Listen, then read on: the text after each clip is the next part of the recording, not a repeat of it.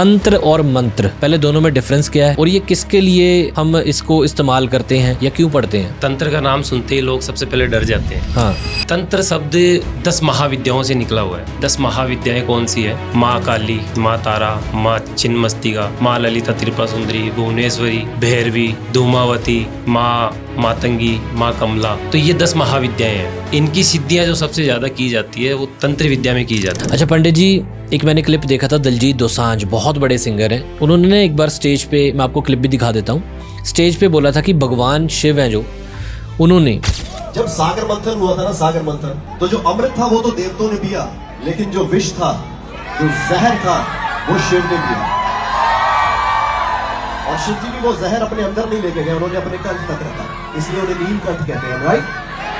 अच्छा पंडित जी, उनकी बात सुन के मैं आपसे प्रश्न करना चाहता हूँ कि भगवान शिव ने अपने गले में, कंठ में जहर को, विष को रखा हो, इसके बारे में बताइए। सभी देवी देवताओं ने प्रार्थना की भगवान शिव से, अंत में भगवान शिव जब वहां पहुंचे तो उन्होंने सीधा क्या किया, उस विष को लिया और पी गए सारे। ठीक है। विष को पी गए तो वो विष जब पी रहे थे तो वो गले में अटक गया और उनका गला जो है पूरा नीला पड़ गया। नीला पड़ गया तो माता पार्वती ने देखा इनके शरीर में चला गया तो शरीर को फाड़ कर भी बाहर निकल जाएगा। तो वशीकरण ठीक है, पॉजिटिव और नेगेटिव वे होता है ना, बट काफी बार हम देखते हैं कि कोई भी कह देता है कि किसी को वश में किया जा सकता है, उसकी फोटो चाहिए, उसका बाल चाहिए। एक ये बताइए कि किसी को भी वश में किया जा सकता है, किसी को मोहित किया जा सकता है? बिल्कुल किया जा। अच्छा पंडित जी, 2026 साल माना जाता है कि ये शोहरत वाला, सबकी कामयाबी वाला साल है और बृहस्पति का साल है ये? नहीं, ये सूर्य का साल है। सूर्य का साल है ये। 2026 के बारे में 2026 कितने नंबर बनते हैं? 2026 1 2 3 4 5 6 7 8 9 10 10 का कितना हुआ योग? एक हो गया। एक जो है वो सूर्य से रिलेट करता है। सो सूर्य का साल है ये। सूर्य का साल है ये। और जो सूर्य का साल है ना, उसको कोई जीत नहीं सकता। सूर्य अपनी पावर दिखाएगा। इतने ये युद्ध वगैरह हो रहे हैं, जी जी जी, ये सारे सूर्य के साल में होंगे। सो पंडित जी, आपके पास भी काफी फोन आते होंगे कि बच्चे कहना नहीं मानते, उनसे कहना कैसे मनवाया जाए, इसके बारे में मैं आपके विचार जानना चाहता हूँ। बच्चे आजकल माँ बाप का कहना नहीं मानते हैं। वो क्यों नहीं मान रहे हैं? क्योंकि हम अपने संस्कार और अपने शास्त्रों से दूर होते जा रहे हैं जी। मॉडर्न जमाने में जी रहे हैं जी। और ये सही भी है, गलत नहीं है। क्यों नहीं है गलत? क्योंकि ये कलयुग चल रहा है। कलयुग की जो उम्र है वो 4,32,000 साल की है। 4,32,000। हाँ, और अभी तक 5128 साल बीते हैं कलयुग ठीक है। के। कि कलयुग की समाप्ति कब होगी? इंसान की उम्र जो है वो 100 साल की थी, अभी घटकर 80 के समथिंग रह गई है। और कम लगी। ये घटकर 20 साल की हो जाएगी जब कलयुग का अंत होगा। 13 साल की बच्ची नानी बन जाएगी जी। नानी या दादी बन जाएगी। ब्राह्मण मीट खाने लगेंगे, भाई बहन शादी करने लगेंगे। जब ये सब होगा उस वक्त कल के अवतार में भगवान विष्णु ने जन्म लेना यूपी के अंदर। वहां पे जन्म लेके नए युग की शुरुआत होगी। हाँ जी, कहता फिर राम राम जी सारे नू। एक और पॉडकास्ट लेके आया हूँ आपके सामने एस्ट्रोलॉजी का। आपने बहुत सारे पॉडकास्ट देखे होंगे, मेरे भी देखे होंगे, इंटरनेट पे काफ़ी सारे एस्ट्रोलॉजी, ज्योतिष विद्या के पॉडकास्ट हैं।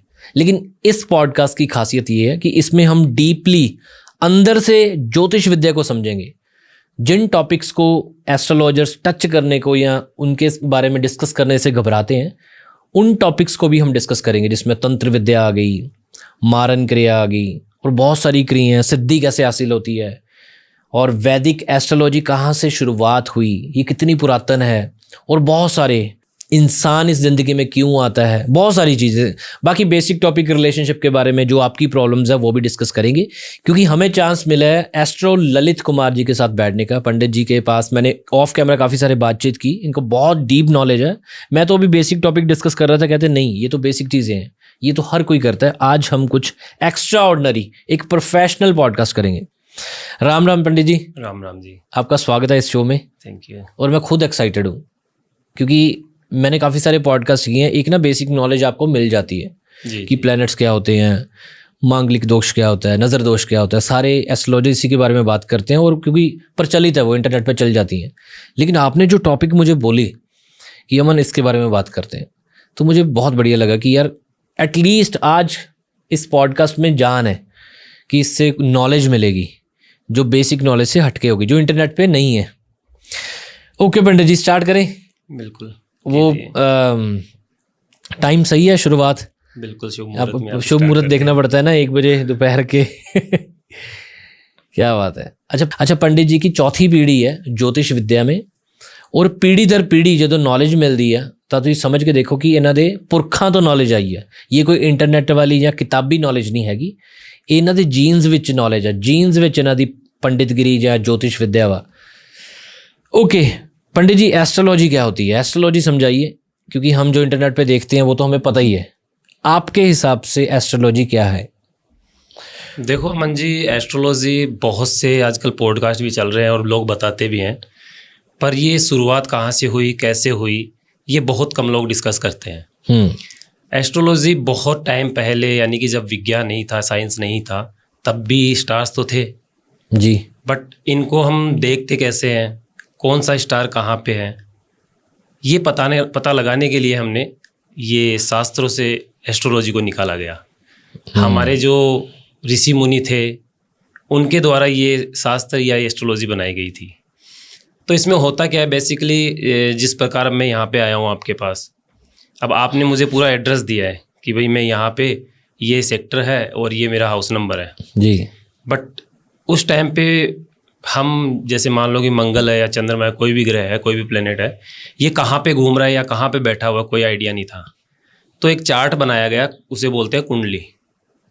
और कुंडली के बनाए गए 12 हाउस जी, 12 हाउस में 9 ग्रह, 12 राशियों, ये बनाकर एक चार्ट बनाया गया। वो हो गया एक तरह का मैप, जैसे आज हम मैप यूज़ करते हैं ना, उसी टाइप से उसको एक मैप टाइप में बना दिया गया कि जिस समय जातक का जन्म होता है उस समय ये ग्रह यहाँ बैठा था, मंगल यहाँ पे था, राहु यहाँ पे था, शनि यहाँ पे था, इस तरीके से ये बना दिया गया। 12 राशियाँ, 9 ग्रह और 12 हाउस, 12 9 12, ये गेम है सारा। तो इसमें होता क्या है कि जिस वक्त ये बनाया गया था, तो सबसे पहले हम देखते हैं लगन को, लगन कुंडली बोलते हैं। सबसे पहला जो हाउस होता है वो लगन से स्टार्ट होता है कि जिस वक्त जातक का जन्म होता है उस टाइम पे कौन सा लगन चल रहा था। उसके बाद ग्रह देखते हैं। तो एक चार्ट बना दिया गया, अभी अपने पास कुंडली नहीं तो मैं आपको बनाकर बता देता। तो एक चार्ट बना दिया गया 12 हाउस, उसमें जैसे कि पहले हाउस, पहला जो हाउस है उसमें जैसे मान लो कि हम मेष पहली राशि का बना देते हैं जी। मेष लगन में जिस जातक का जन्म हुआ, बट मेष लगन में आपने मुझे जैसे एड्रेस दे दिया कि आप इस शहर में आ जाओ जी, बट आपने मुझे ये नहीं बताया कि कौन सी जगह आना है जी। तो एक अपने लगन के अंदर भी 4 भाग होते हैं। एक 12 राशियों को फिर 27 नक्षत्रों में बांट दिया गया। ठीक है, 27 नक्षत्रों में बांट दिया गया। एक राशि में 4 भाग आते हैं, ठीक है, उसे 4 चरण भी बोल देते हैं। ठीक है, कि जिस समय जातक का जन्म हुआ उस समय कौन से चरण में हुआ, मतलब 4 भागों में बांट दिया, पहला, दूसरा, तीसरा, चौथा। एक राशि में 4 चरण हो गए, ऐसे करके 12 राशियों में 27 नक्षत्रों को 27 भागों में बांट दिया गया। ठीक है। एक नक्षत्र 2.3 डिग्री पे रहता है, 2.3 डिग्री पे, ठीक है। तो इस हिसाब से हम एक आइडिया लगाते, पता लग जाता है कि इस समय ये ग्रह इस राशि में इस नक्षत्र में बैठा हुआ था। तो ये हमारे शास्त्रों से निकालकर इस प्रकार ये बनाया गया। उसके बाद आते हैं अपने ग्रह कि कौन सा प्लेनेट कौन सी राशि में कौन से हाउस में बैठा हुआ है। 12 हाउस होते हैं। 12 हाउस के जो फल है वो पहला जो भाव होता है वो तन से देखा देता है, तन नाम शरीर का, बॉडी का, हेल्थ का। दूसरा तन धन भाव देखा जाता है। वो कहते हैं ना कि पहला सुख निरोगी का है, दूसरा माया का, तीसरा अच्छा पड़ोसी। सेम उसी टाइप से 12 भाव को 12 राशियों में बांट दिया और 12 जैसे तन का, धन का या पत्नी का, माता पिता का, ऐसे 12 भाग 12 राशियों में बांट दिए गए। अब जैसे कोई भी ग्रह जो है वो कोई भी हाउस में बैठा होगा, 12वें में, दूसरे में, तीसरे में या पहले में, जहां बैठा होगा, जैसे मान लो सूर्य अगर लगन में बैठा है पहले भाव में, ठीक है, तो हम पहला भाव देखेंगे तन से, शरीर से देखेंगे। तो सूर्य एक पावरफुल ग्रह है, ठीक है, ताकतवर ग्रह है, ग्रहों का राजा है। तो सूर्य क्या करता है, अपनी चमक बिखेरता है, ताकत दिखाता है। राजा क्या करेगा, पूरा जो भी है ऑर्डर राजा चलाता है अपने प्रजा पे जी। तो सूर्य जिसका पहले भाव में होगा ना, वो जातक हमेशा राजाशाही जिंदगी जिएगा, हमेशा राजनीतिक क्षेत्र में होगा, बिजनेस करेगा, जॉब करेगा तो जॉब में भी बॉस की पोजीशन पे होगा कम से कम, ठीक है। तो इसी तरीके से सारे ग्रहों के सारे भाव को देखा जाता है, 12 राशियों के 12 भावों को देखा जाता है। क्या बात है। मतलब एक इंसान का पूरा मैप होता है कि वो जिंदगी में क्या करेगा आगे जिस वक्त वो जन्म लेता है उस वक्त वो मैप बन जाता है और वो एक फोटो कैप्चर हो जाती है कि एक्सरे होता है मतलब। ये ग्रह इस राशि में बैठा था, इसने जन्म लिया था, ये ग्रह इस राशि में बैठा था। ठीक है। मतलब उसकी पूरी जिंदगी की रूपरेखा एक्सरे मशीन में मान सकता हूँ कि एक कुंडली में होता है। काफी पंडित कहते हैं कि जब आपका कुंडली बन जाती है उसमें सारी चीजें होती हैं कि क्या काम करेगा, क्या दुख रहेंगे, क्या सुख रहेंगे। बिल्कुल। और ज्योतिष विद्या से हम उन चीजों को कम या ज्यादा कर सकते हैं। देखिए होता क्या है, हमारी लाइफ में सुख दुख या जो इवेंट होना होता है जी, कोई भी मान लो किसी भी प्रकार की कोई घटना होनी होती जी, है, वो बिल्कुल फिक्स है, वो होके रहेगी, वो होके रहेगी, आप उसे नहीं टाल सकते। ठीक है। अगर कोई ज्योतिष कहता है कि मैं उनको इस उपाय से टाल दूं तो वो बिल्कुल गलत है, वो टाली नहीं जा सकती, वो इवेंट होगा ही। बट ज्योतिष हमें ये दिखा देता है कि इस दिन या इस महीने या इस साल में ये इवेंट होने वाला है। मतलब हम पहले पता लगा सकते हैं कि इस समय ये दुर्घटना होगी या ये समय आएगा, इस समय में ये इवेंट होगा। तो उसके लिए आप पहले रेडी होंगे। मान लीजिए कि अभी युद्ध चल रहा है जी, लॉकडाउन लग गया, घर में कुछ नहीं है, लेकिन अगर हम कुंडली में देख के और पता लगाए तो हम पहले क्या करेंगे, घर में राशन ला के रखेंगे जी, केस घर में रखेंगे। मतलब कि उस इवेंट के लिए अगर हम तैयार रहेंगे ना तो वो इवेंट हमें इतना भारी नहीं लगेगा। अच्छा, सेकंड टॉपिक जो बहुत इंटरेस्टिंग है, काफियों को एंटरटेनिंग लगता है, लेकिन इसमें बहुत सारी चीजें हैं।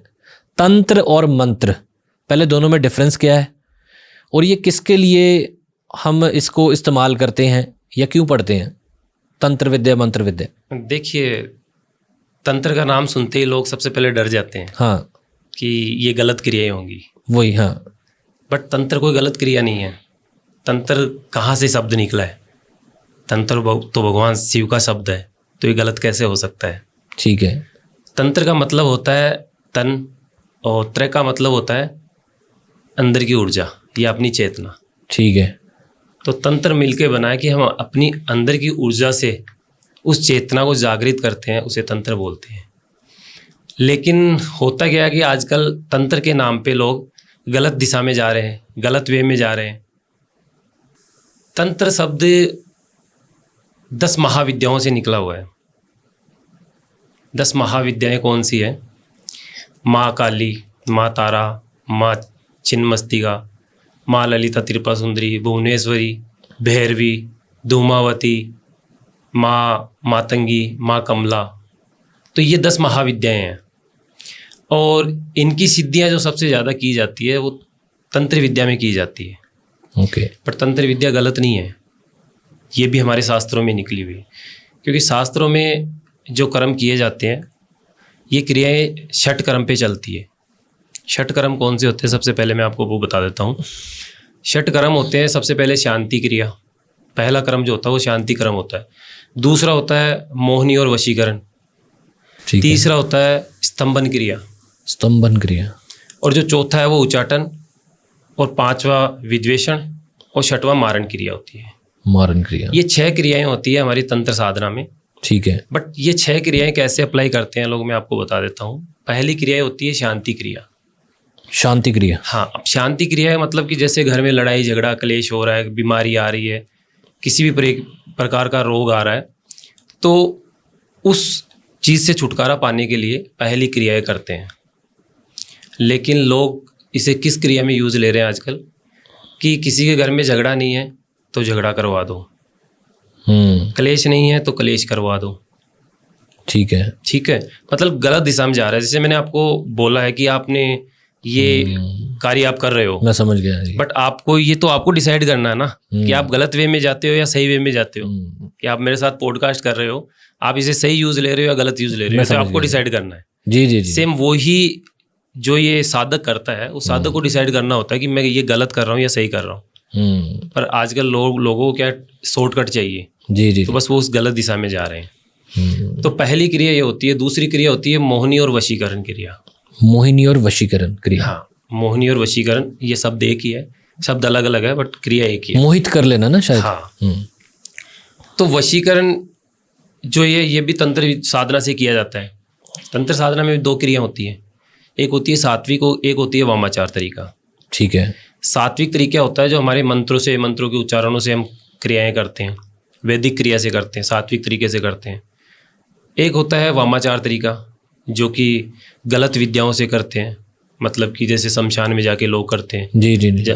बहुत से साधक है जो शमशान में बैठ के क्रियाएं करते हैं, कपाल के साथ करते हैं।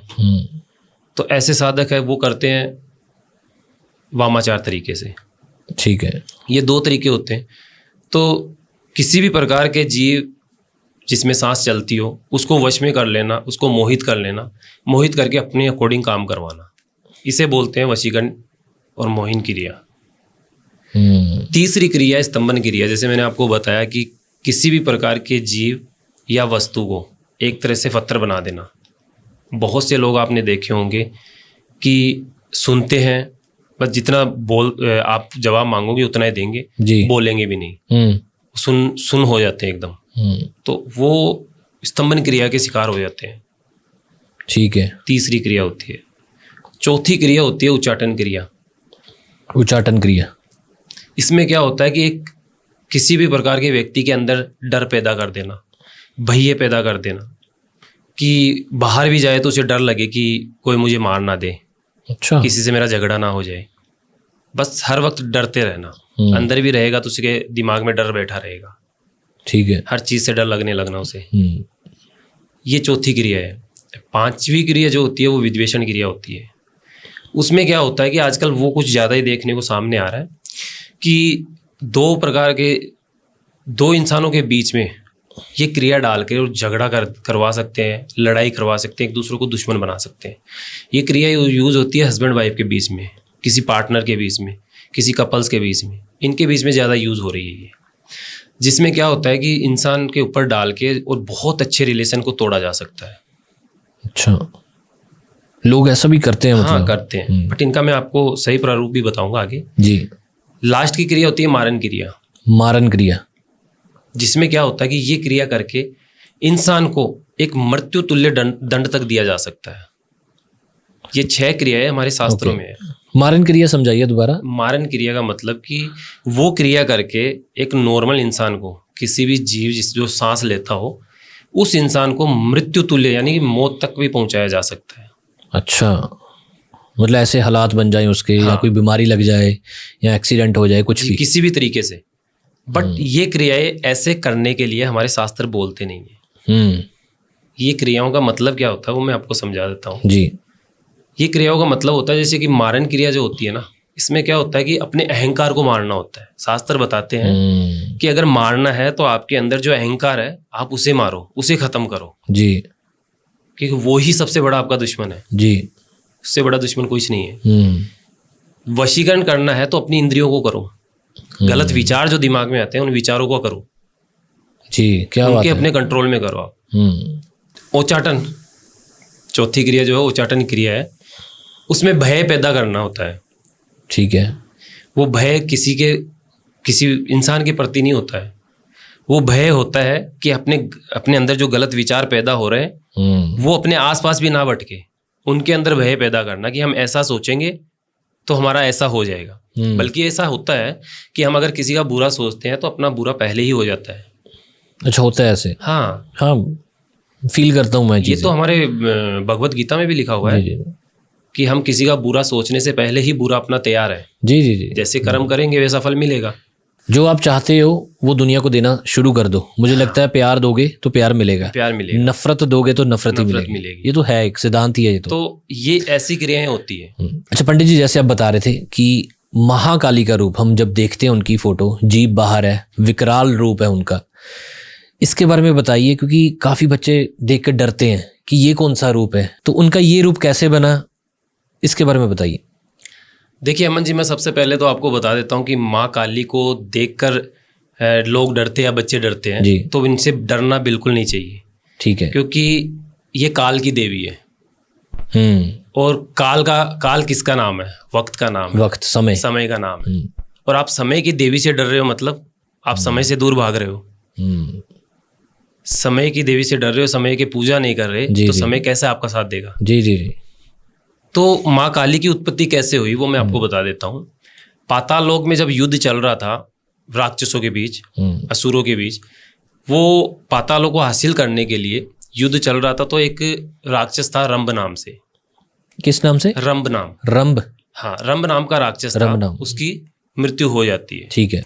जब उसकी मृत्यु हुई तो उसका अंतिम संस्कार वगैरह किया गया। तो उसका अंतिम संस्कार किया गया तो उनकी जो पत्नी थी, उन पत्नी ने भी साथ में ही दाह संस्कार कर लिया। ठीक है। उसी अग्नि में अपने आप को विसर्जित कर लिया। जब उन्होंने अपनी आप को अग्नि में डाला, उसी वक्त उसमें से एक राक्षस पैदा हुआ, एक दिव्य शक्ति पैदा हुई। ठीक है। जिसका नाम था रक्त बीज। और वो रक्त बीज जब आया बाहर तो उसे उस राक्षस से भी ज्यादा ताकत थी उसके पास, क्योंकि 2 शक्तियों से निकला ना वो। जी जी जी। 2 शक्तियों से जब वो बाहर निकला तो उसने देखा चारों तरफ, उसने तांडव मचा दिया जी। और उसने कहा कि मुझे ये सारा लोक चाहिए, सारा लोक चाहिए। तो उस वक्त वो गया था भगवान ब्रह्मा की भक्ति करने के लिए। ठीक है। भगवान ब्रह्मा की उन्होंने भक्ति की, ब्रह्मा जी की उन्होंने भक्ति की। भक्ति करते वक्त जब ब्रह्मा जी प्रकट हुए, उन्होंने तो वरदान मांगा कि मुझे अमर होना है।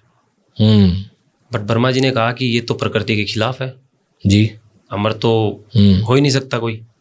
जिसने जन्म लिया है उसका मरना तो तय है जी, मृत्यु तो तय है। तो हनुमान जी ब्रह्मा जी ने रक्त बीज को वरदान दिया कि जहाँ पे आपका एक रक्त गिरेगा वहीं पे एक रक्त बीज पैदा हो जाएगा। ठीक है।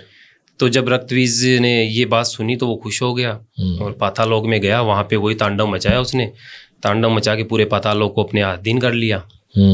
और उसने इच्छा जाहिर की कि मुझे पूरे ब्रह्मांड लोक पे राज करना है, पूरे देवलोक पे भी। जब उसने सभी को मारना स्टार्ट किया तो वहाँ पे 2 राक्षस और थे, शुंभ निशुंभ, उनको भी अपने साथ मिला लिया। ठीक है। तो शुंभ निशुंभ के पास 2 राक्षस थे चंडमुंड नाम से। ठीक है। उनको भेजा गया देवलोक में कि ये सारा हमें अधीन चाहिए, या इस प्रकार से उसने रक्त बीज ने तांडव मचा रखा है। जब वहां पे गया तो माता पार्वती को देखा जी, चंडमुंड ने देखा तो माता पार्वती तो अति सुंदर थी जी। भगवान शिव वहां पे बैठे हुए थे, अपनी भक्ति में जी लीन थे। तो जब चंडमुंड वापस आए, उन्होंने वहां पे बताया कि ऐसे ऐसे माता पार्वती है, सुंदर है जी। और बताया तो उनका अपना रक्तबीज का मन विचलित हुआ। उन्होंने कहा कि वो स्त्री तो मुझे चाहिए। ठीक है।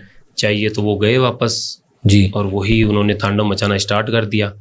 जब माता पार्वती को ये बात पता लगी तो उन्होंने अपने अंश से दिव्य शक्ति पैदा की, एक माता दुर्गा से अपने दिव्य शक्ति पैदा की जी, जो बहुत ही ज़्यादा विकराल थी, माता काली का रूप लेके। और वो आई, जब वो आई तो असुरों को सबका नाश करते हुए रक्त बीज तक पहुंची। जब भी जैसे ही रक्त बीज को मारती थी, नया रक्त बीज पैदा हो जाता था वहाँ पे। रक्त बीज को उनको मारती तो नया रक्त बीज, ऐसे करते करते लाखों में रक्त बीज पैदा हो गए। अच्छा। जब लाखों में रक्त बीज पैदा हुए जी, तो माता काली ने अपनी योगिनियों को बुलाया। 64 योगिनियाँ माता के साथ चल रही थी, उसके पीछे चल रहा था भैरव। ठीक है। तो जैसे ही रक्त बीज को मारते हुए माता आगे बढ़ रही थी तो उस कटोरे में ब्लड लेके और पी रही थी।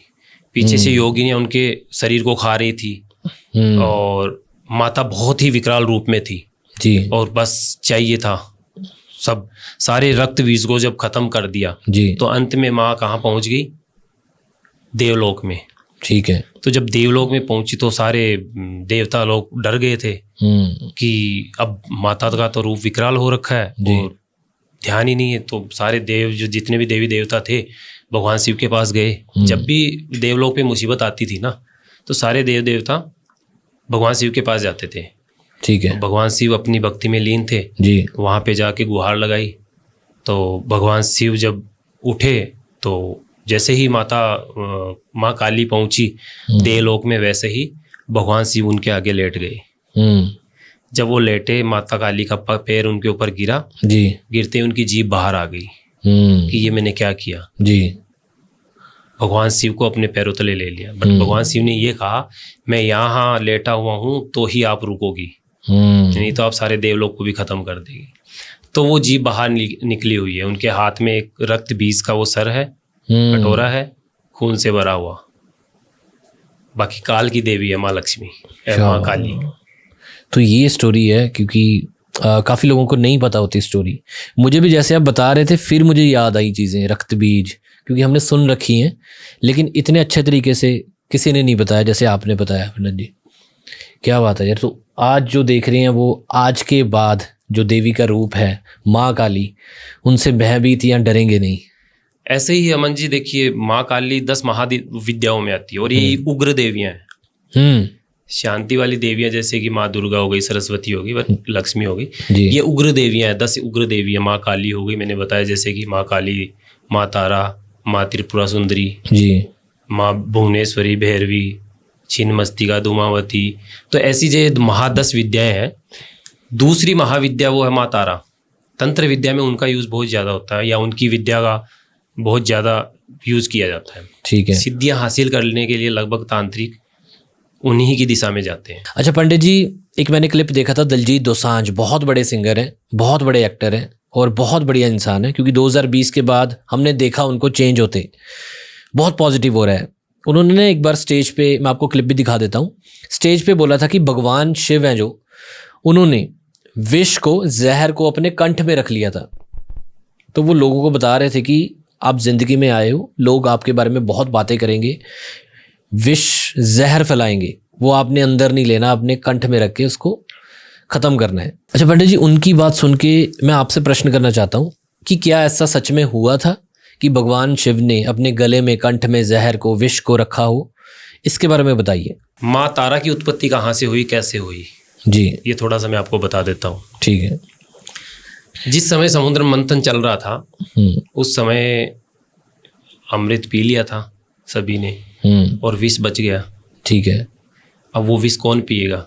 क्योंकि विष इतना खतरनाक था कि अगर वो धरती पे गिरता तो धरती खत्म हो जाती जी। उसका धुआं आकाश में फैल रहा था, उसके धुएं से ही सब कुछ नष्ट होने लग गया था, पेड़ पौधे, जीव जंतु सब नष्ट होने लग गए थे।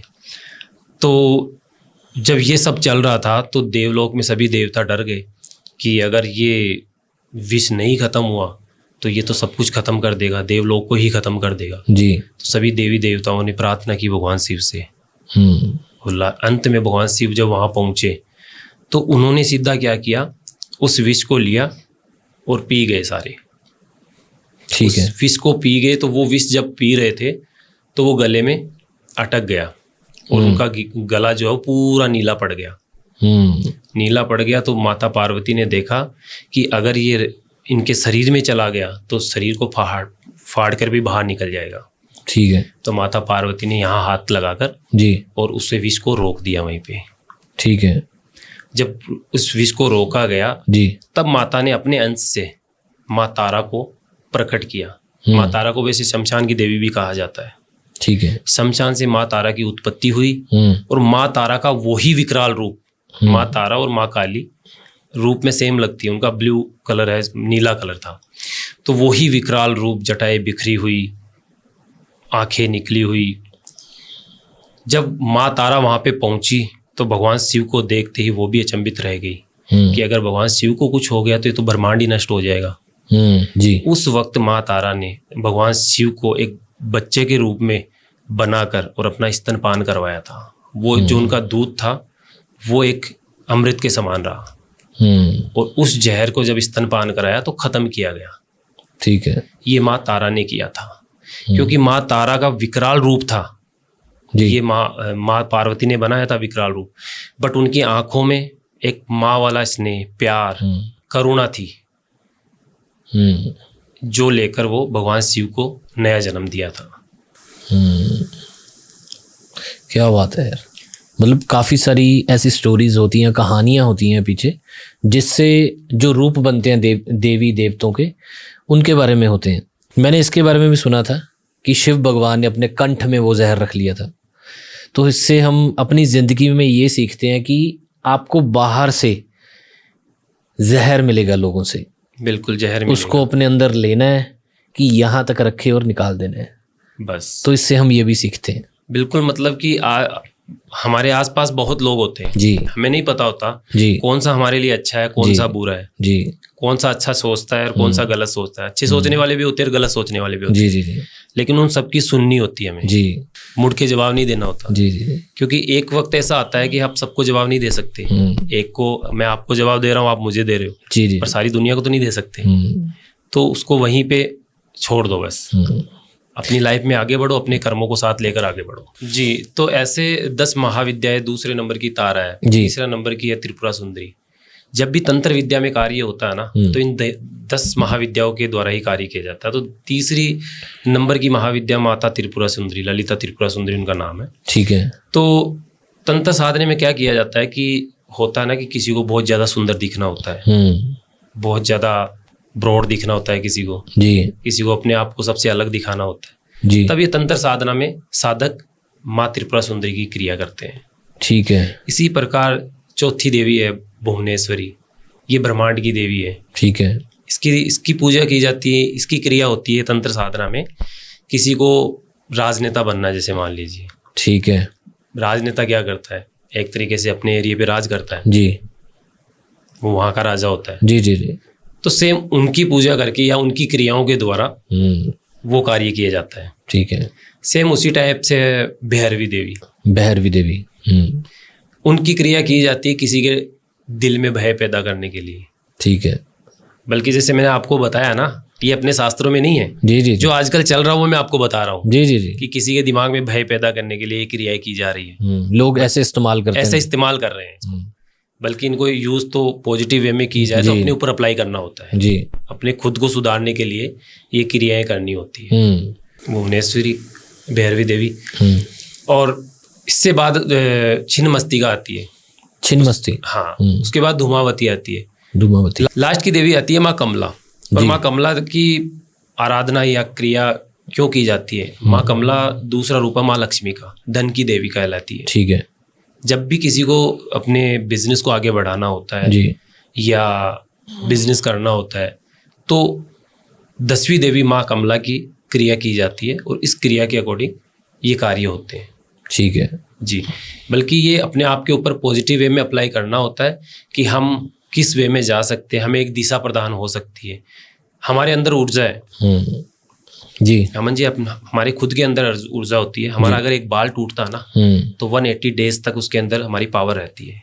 लेकिन नाखून काटते हैं ना, उसके अंदर भी हमारी पावर रहती है।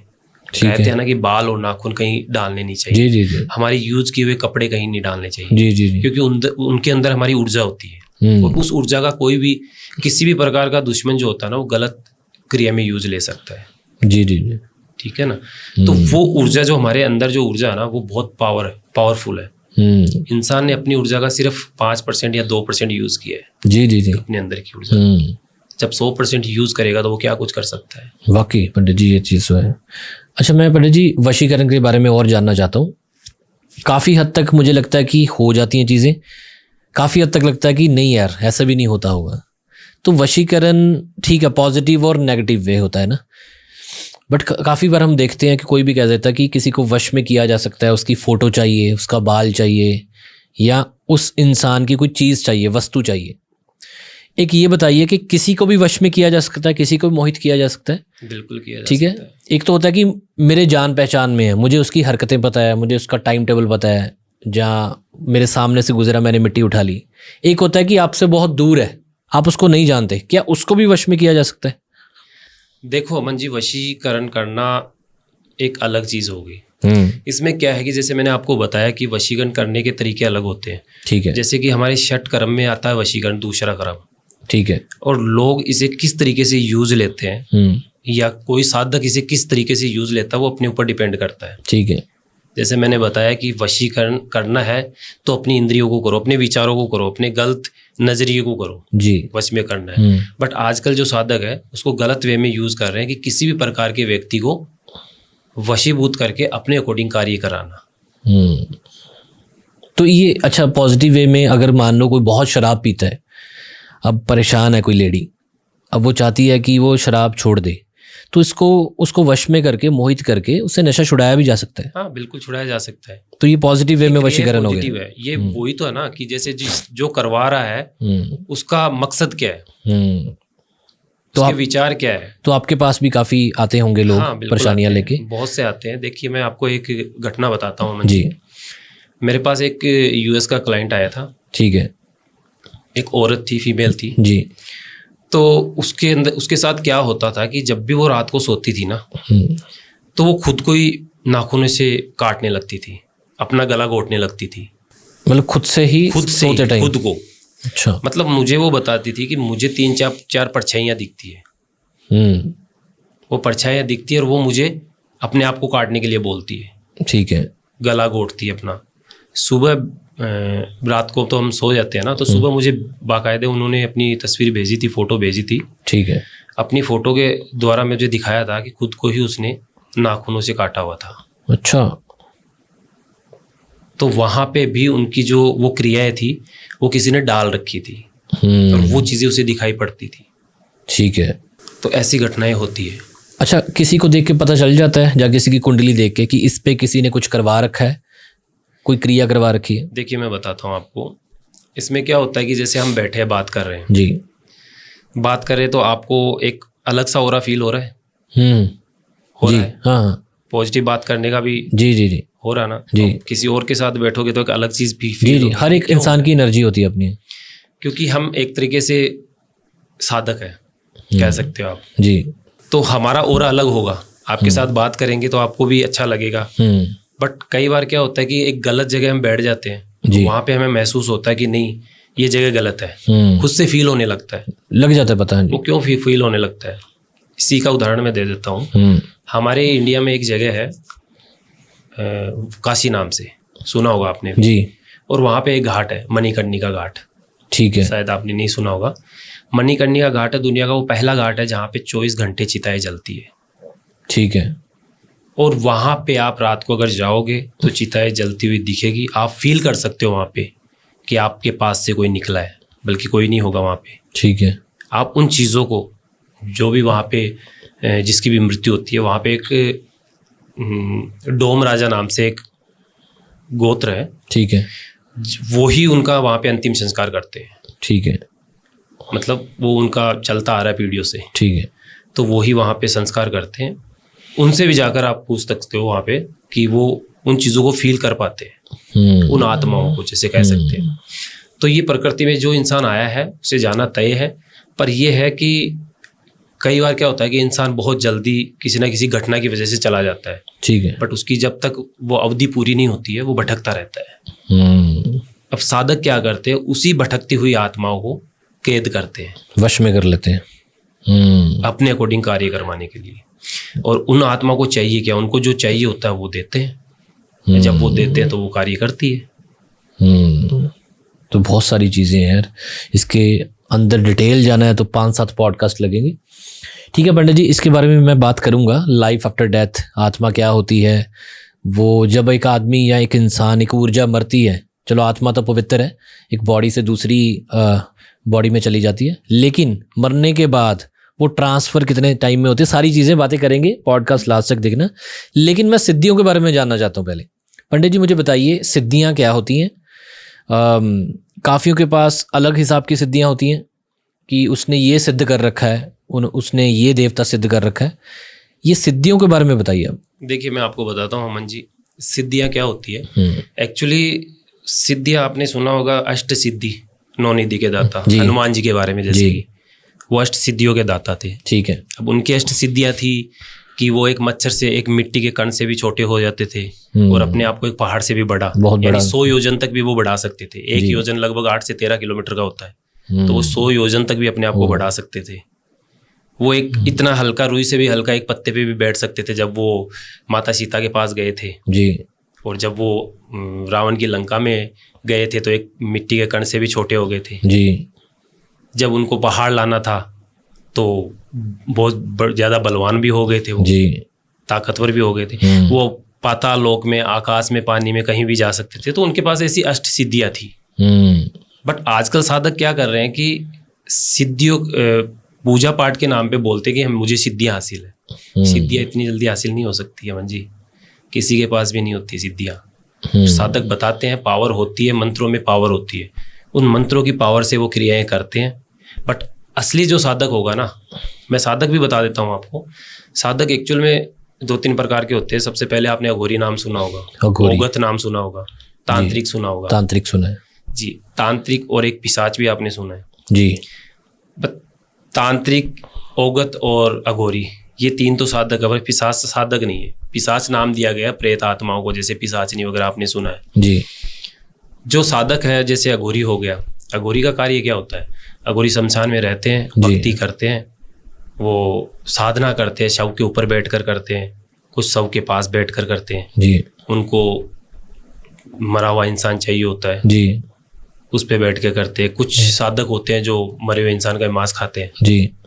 तो वो उनकी पूजा इसलिए करते हैं कि जिस वक्त इंसान की मृत्यु होती है उसके अंदर उसकी आत्मा की पावर होती है, वो उस पावर को हासिल करने के लिए, उस ऊर्जा को हासिल करने के लिए वो कार्य करते हैं, वो क्रियाएं करते हैं। अब बात आती है ओगत की। ओगत, अघोरी से ऊपर के लेवल को हम ओगत बोल सकते हैं। ओगत एक ऐसे साधक होते हैं जिनको दुनियादारी से कोई मतलब नहीं होगा। उनके लिए आप भी उसी समान हो, मैं भी उसी समान हूँ, किसी कोई वस्तु तो वो भी बराबर है। वो किसी क्रिया में फर्क नहीं करेंगे, उनके लिए मलमूत्र भी सेम उसी प्रकार से वो देखेंगे, वो कोई फर्क नहीं करेंगे। सेम उनका अपडेट लेवल हम कह सकते हैं। बाकी पूजाएं, सारी क्रियाएं वही वो करते हैं। ठीक है। अब बात आती है तांत्रिक की। तो तांत्रिक क्रियाएं करते हैं, जैसे मैंने आपको बताया कि 10 महाविद्याएं होती हैं, उनकी विद्या से वो तंत्र क्रिया से तांत्रिक बनते हैं, उनको हम तांत्रिक बोल सकते हैं। ठीक है। जो माता की सिद्धियां हासिल करते हैं और उन सिद्धियां से जो क्रियाएं करते हैं उनको तांत्रिक हम बोल देते हैं। अब बात आती है पिशाच की जी। पिशाच हम उन्हें बोलते हैं जो आत्माएं हो गई, या आजकल बहुत सुनने को आया आपको कि करण पिशाचनी हो गई। करण पिशाचनी को अगर आप हासिल करोगे तो ये सोचकर हासिल करना है कि मैं उसके बाद कुछ नहीं हूँ। ठीक है। मैं उसके बाद अपने घर वालों का नहीं हूँ। क्योंकि जिस विद्या को भी हम हासिल करते हैं ना, तो वो भी कुछ ना कुछ मांगती है जी। उसको अगर हासिल करना है, पिशाच को अगर हासिल करना है, तो आपको भाई बहन या माता पिता किसी भी रूप में अगर हासिल करना है, तो उस इंसान को आपसे दूर कर देगी, जो भी आपकी लाइफ में हो जी जी जी। उसके बाद उस रूप में वो आपके पास आ जाएगी, लेकिन वो आपको सिर्फ और सिर्फ इतना बताएगी कि आपको भविष्य बता सकती है। ठीक है। इस टाइम पे, इस समय पे क्या होने वाला है जी, या आप मेरे बारे में जानोगे तो वो बता सकती है कि आप इनके साथ फ्यूचर में क्या हुआ था, पास्ट में क्या हुआ था, या फ्यूचर में क्या होने वाला है जी, तो वो बताएगी आपको। लेकिन ये हासिल कैसे होती है? इनकी क्रिया होती है, बहुत हाई लेवल की क्रियाएं होती है, क्योंकि इनमें आपको नहाना नहीं होता। जितना गंदा आप रह सकते हो उतना गंदा होना होता है। मतलब यहाँ तक कि मैंने पढ़ा है कि अपना मल मूत्र ही खाना पड़ता है, वो ही अपने शरीर पे लगाना पड़ता है। ऐसी वो क्रियाएं होती है, गंदी क्रियाएं। तो ये हो गया पिशाच। तो हर प्रकार के साधक होते हैं जो अपनी अपनी सिद्धियां करते हैं। मतलब सिद्धियां इतनी जल्दी हासिल नहीं की जाती, सिर्फ तंत्र की वजह से वो क्रिया करते हैं। लेकिन सिद्धियां हासिल करने के लिए बहुत हाई लेवल, या देखिए अमन जी, ऐसा होता है ना कि मैं आपको बताता हूँ कि हमारे खुद के अंदर इतनी ऊर्जा है कि अगर उस ऊर्जा का यूज किया जाए ना जी जी जी, तो हम वहां पड़े सामान को भी खींच सकते हैं। जी जी जी, ये मैं मानता हूँ। हमारे अंदर खुद के अंदर इतनी ऊर्जा है।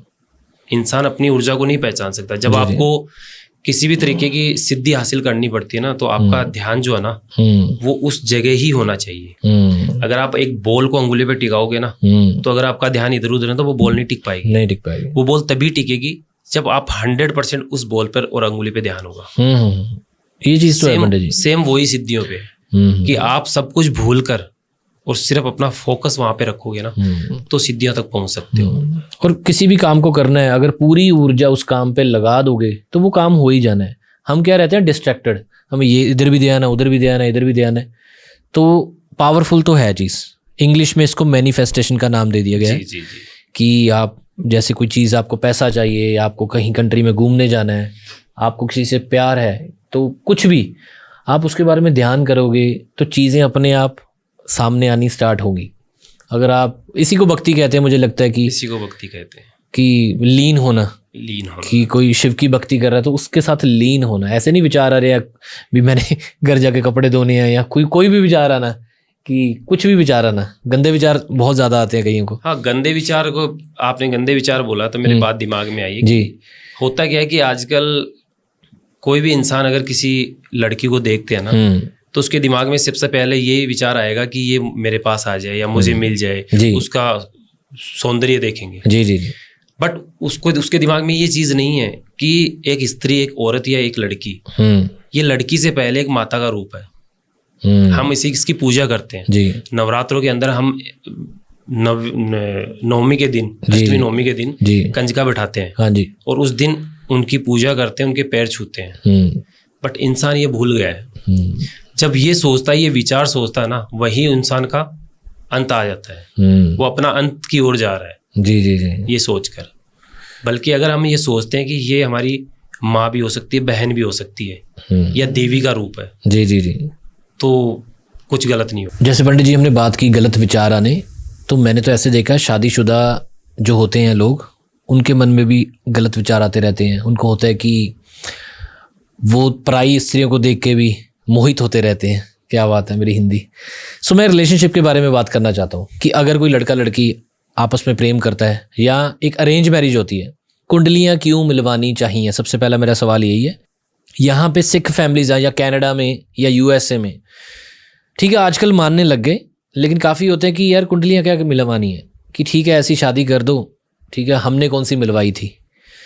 तो मिलवानी चाहिए नहीं मिलवानी चाहिए, आपकी राय चाहिए। और ये कुंडलियाँ मिलवाने से क्या हमें पता चलता है? देखिए अमन जी, मैं आपको बताता हूँ कि सबसे पहले कुंडलियाँ क्यों मिलाते हैं।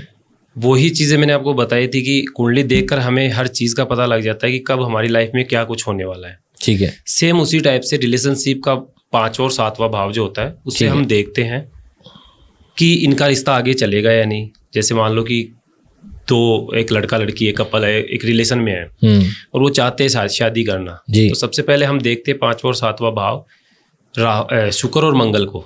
ठीक है। और इन दोनों को मिलाकर देखते हैं कि क्या इनके योग संयोग है, क्या इनके ग्रह चाल मिल रहे हैं। अगर मिल रहे होते हैं तब हम गुण की ओर जाते हैं। ठीक है। जब ग्रह उनके मिल रहे होते हैं तो वो एक हमें आइडिया दे देते हैं कि हाँ इनकी लव मैरिज हो सकती है। ठीक है। फिर हम गुण की ओर जाते हैं। ठीक है। गुण का मतलब होता है कि मिनिमम जो होता है वो 18 होते हैं और मैक्सिमम 32 होते हैं। ठीक है। इसके बीच में अगर हमारी कहीं गुण मिल रहे हैं तो मतलब कि अच्छे हैं। ठीक है। लेकिन एक चीज़ मैं बता देता हूँ कि बहुत बार हम गुण मिलते हैं, जैसे 18 मिल गए, 20 मिल गए, 22 मिल गए, पर जो पॉइंट में आ जाते हैं ना, वहाँ कभी नहीं करनी चाहिए शादी। जैसे कि 18.5 हो गए, 21.5 हो गया, ओके, तो वहाँ कभी नहीं करना चाहिए, क्योंकि वो हमें संकेत देते हैं सीधा कि ये रिश्ता बिल्कुल नहीं करना चाहिए। इस रिश्ते में आगे जाके दरार आएगी। पंडित जी मैंने सुना है कि गण होते हैं, जब कोई पैदा होता है तो उनके गण होते हैं कि ये राक्षस गण में है। ये कौन से गण होते हैं, आप ही बता दीजिए। जी अमन जी, देखिए ऐसे गण 3 प्रकार के होते हैं, मनुष्य, राक्षस और देवता। ठीक है। ये 3 टाइप के गण होते हैं। जब भी हम रिश्ता करते हैं तो सबसे पहले हम गुण मिलाते हैं। ठीक है। मैक्सिमम लोग बोलते हैं कि गुण मिलाना। गुण मिलान करते हैं तो हम साथ में ये भी देखते हैं कि इनके गण भी मिल रहे हैं या नहीं मिल रहे। गुण तो होते हैं 18 से 36। ठीक है। उसके अंदर मिल गए, उसके बाद हम गण की ओर जाते हैं। ठीक है। कि इनका गण कौन सा है, राक्षसी है या मनुष्य है या देवता रूपी है। तो वो जब गुण मिलते हैं तब हम आगे बढ़ते हैं कि ये रिश्ता आपके लिए परफेक्ट रहेगा। अच्छा पंडित जी, काफी सारे डिवोर्स हो रहे हैं, उनके 36 के 36 गुण मिलते थे, फिर भी क्यों डिवोर्स हो गया? जी ये भी मैं आपको बता देता हूँ। अच्छा विषय है। मोस्टली मेरे पास भी बहुत क्लाइंट आते हैं जो बोलते हैं कि शादी के बाद उनका डिवोर्स हो गया या गुण मिलाने के बाद भी डिवोर्स हो गया। तो होता क्या है कि मोस्टली रिश्तों में दरारें इसी प्रकार पैदा होती है, जैसे मैंने आपको बताया था कि एक हमारे शास्त्रों में 6 क्रियाएं होती हैं जी। उन क्रियाओं में से एक जो क्रिया होती है वो क्रिया होती है विद्वेषण क्रिया होती है। विद्वेषण, हाँ, विद्वेषण जो क्रिया होती है वो क्रियाएं बहुत से लोग अप्लाई कर देते हैं। ठीक है। बहुत से साधक होते हैं जो करते हैं। वो अप्लाई इसीलिए की जाती है कि जब 2 रिश्ता बहुत अच्छा चल रहा होता है, उन दोनों को अलग करने के लिए या दोनों के बीच में दरार पैदा करने के लिए ये क्रियाएं आजकल बहुत चल रही है। क्योंकि मोस्टली पहले ऐसा नहीं हुआ करता था जी जी जी। कि 20 साल कोई रिश्ता रह गया और उसके बाद वो टूट गया, कभी ऐसा नहीं सुना। नहीं कभी नहीं होता। लेकिन मोस्टली आजकल बहुत ज्यादा सुनने में 10 साल बाद डिवोर्स हो रहे हैं, 15 साल बाद डिवोर्स हो रहे हैं। जी मैंने देखा है, मेरे पास क्लाइंट बहुत आए हैं। जी जी जी। तो उनको मैंने यही सही रास्ता बताया, क्योंकि हम क्या करते हैं कि ऐसा नहीं कि किसी से काम करो, बहुत से ऐसे फेक अफवाह चल रहे हैं आजकल कि फोन करो और ये हम कर देते हैं वो कर देते हैं, तो वो नहीं करना चाहिए। मोस्टली हम क्या करते हैं कि कुछ ऐसी चीजें बताते हैं, खुद भी ऐसे उपाय कर सकते हैं जिससे उनका रिश्ता बच सकता है, उनकी लाइफ स्मूथ हो सकती है, अच्छी हो सकती है। तो काफ़ी सारी चीज़ें होती हैं जब कुंडली मिलाई जाती है, गुण गण, उसके बाद प्लैनेट्स कहाँ पे हैं, कौन सी दृष्टि पे हैं, बहुत सारी चीज़ें होती हैं। तो हर एक की कुंडली अलग होती है। तो हम ऐसे नहीं कर सकते कि एक जनरल आप इंटरनेट से पढ़ के गुण मिला के आपको सही लगे। आजकल बच्चे ऐसे ही करते हैं। तो जैसे हाथ की रेखाएं अलग अलग हैं, वैसी आपकी कुंडली अलग है, आपके चेहरे अलग हैं। सो उसके लिए आपको कुंडली मिलवाने के लिए किसी ज्योतिष के बाद जाना ही पड़ेगा, वो आपको बता पाएंगे चीज़ें।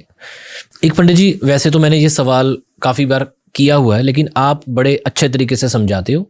मांगलिक दोष, ये जो हमने सुना है, ये सुना है कि एक मांगलिक की दूसरे मांगलिक के साथ शादी होती है, नॉन मांगलिक की मांगलिक के साथ शादी नहीं होती। पहले तो ये इसके बारे में बताना। और काफ़ी बार ऐसा सुनाई देता है कि हाँ, एक पूजा करवा के तो वो दोष भी काटा जा सकता है। काफ़ी 27-28 के बाद मांगलिक दोष से हट जाते हैं। और ये मांगलिक दोष क्या होता है, और अगर कोई मांगलिक है और नॉन मांगलिक के साथ शादी करवाना चाहता है, क्या वो संभव है? जी अमन जी, बिल्कुल संभव है।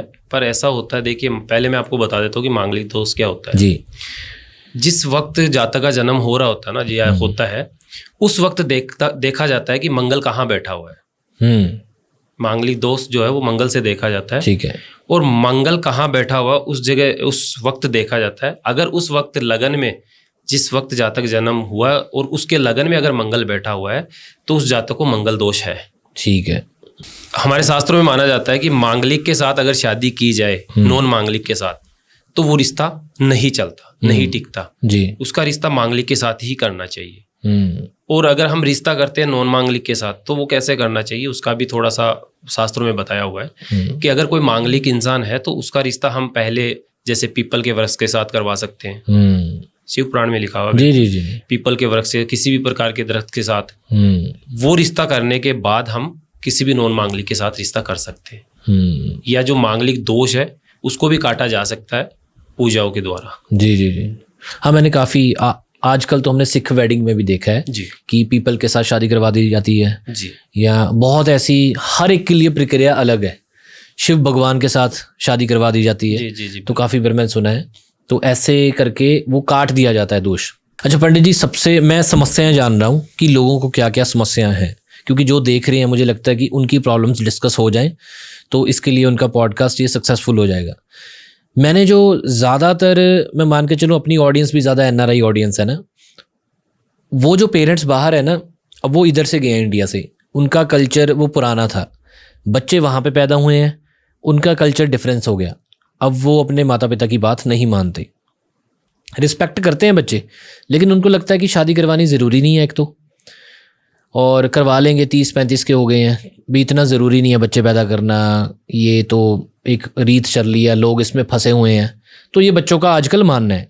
लेकिन पेरेंट्स वहाँ पे बाहर दुखी हैं, ठीक है, कि ये सेटल हो जाए, हम भी यहाँ से जाएं इस दुनिया से।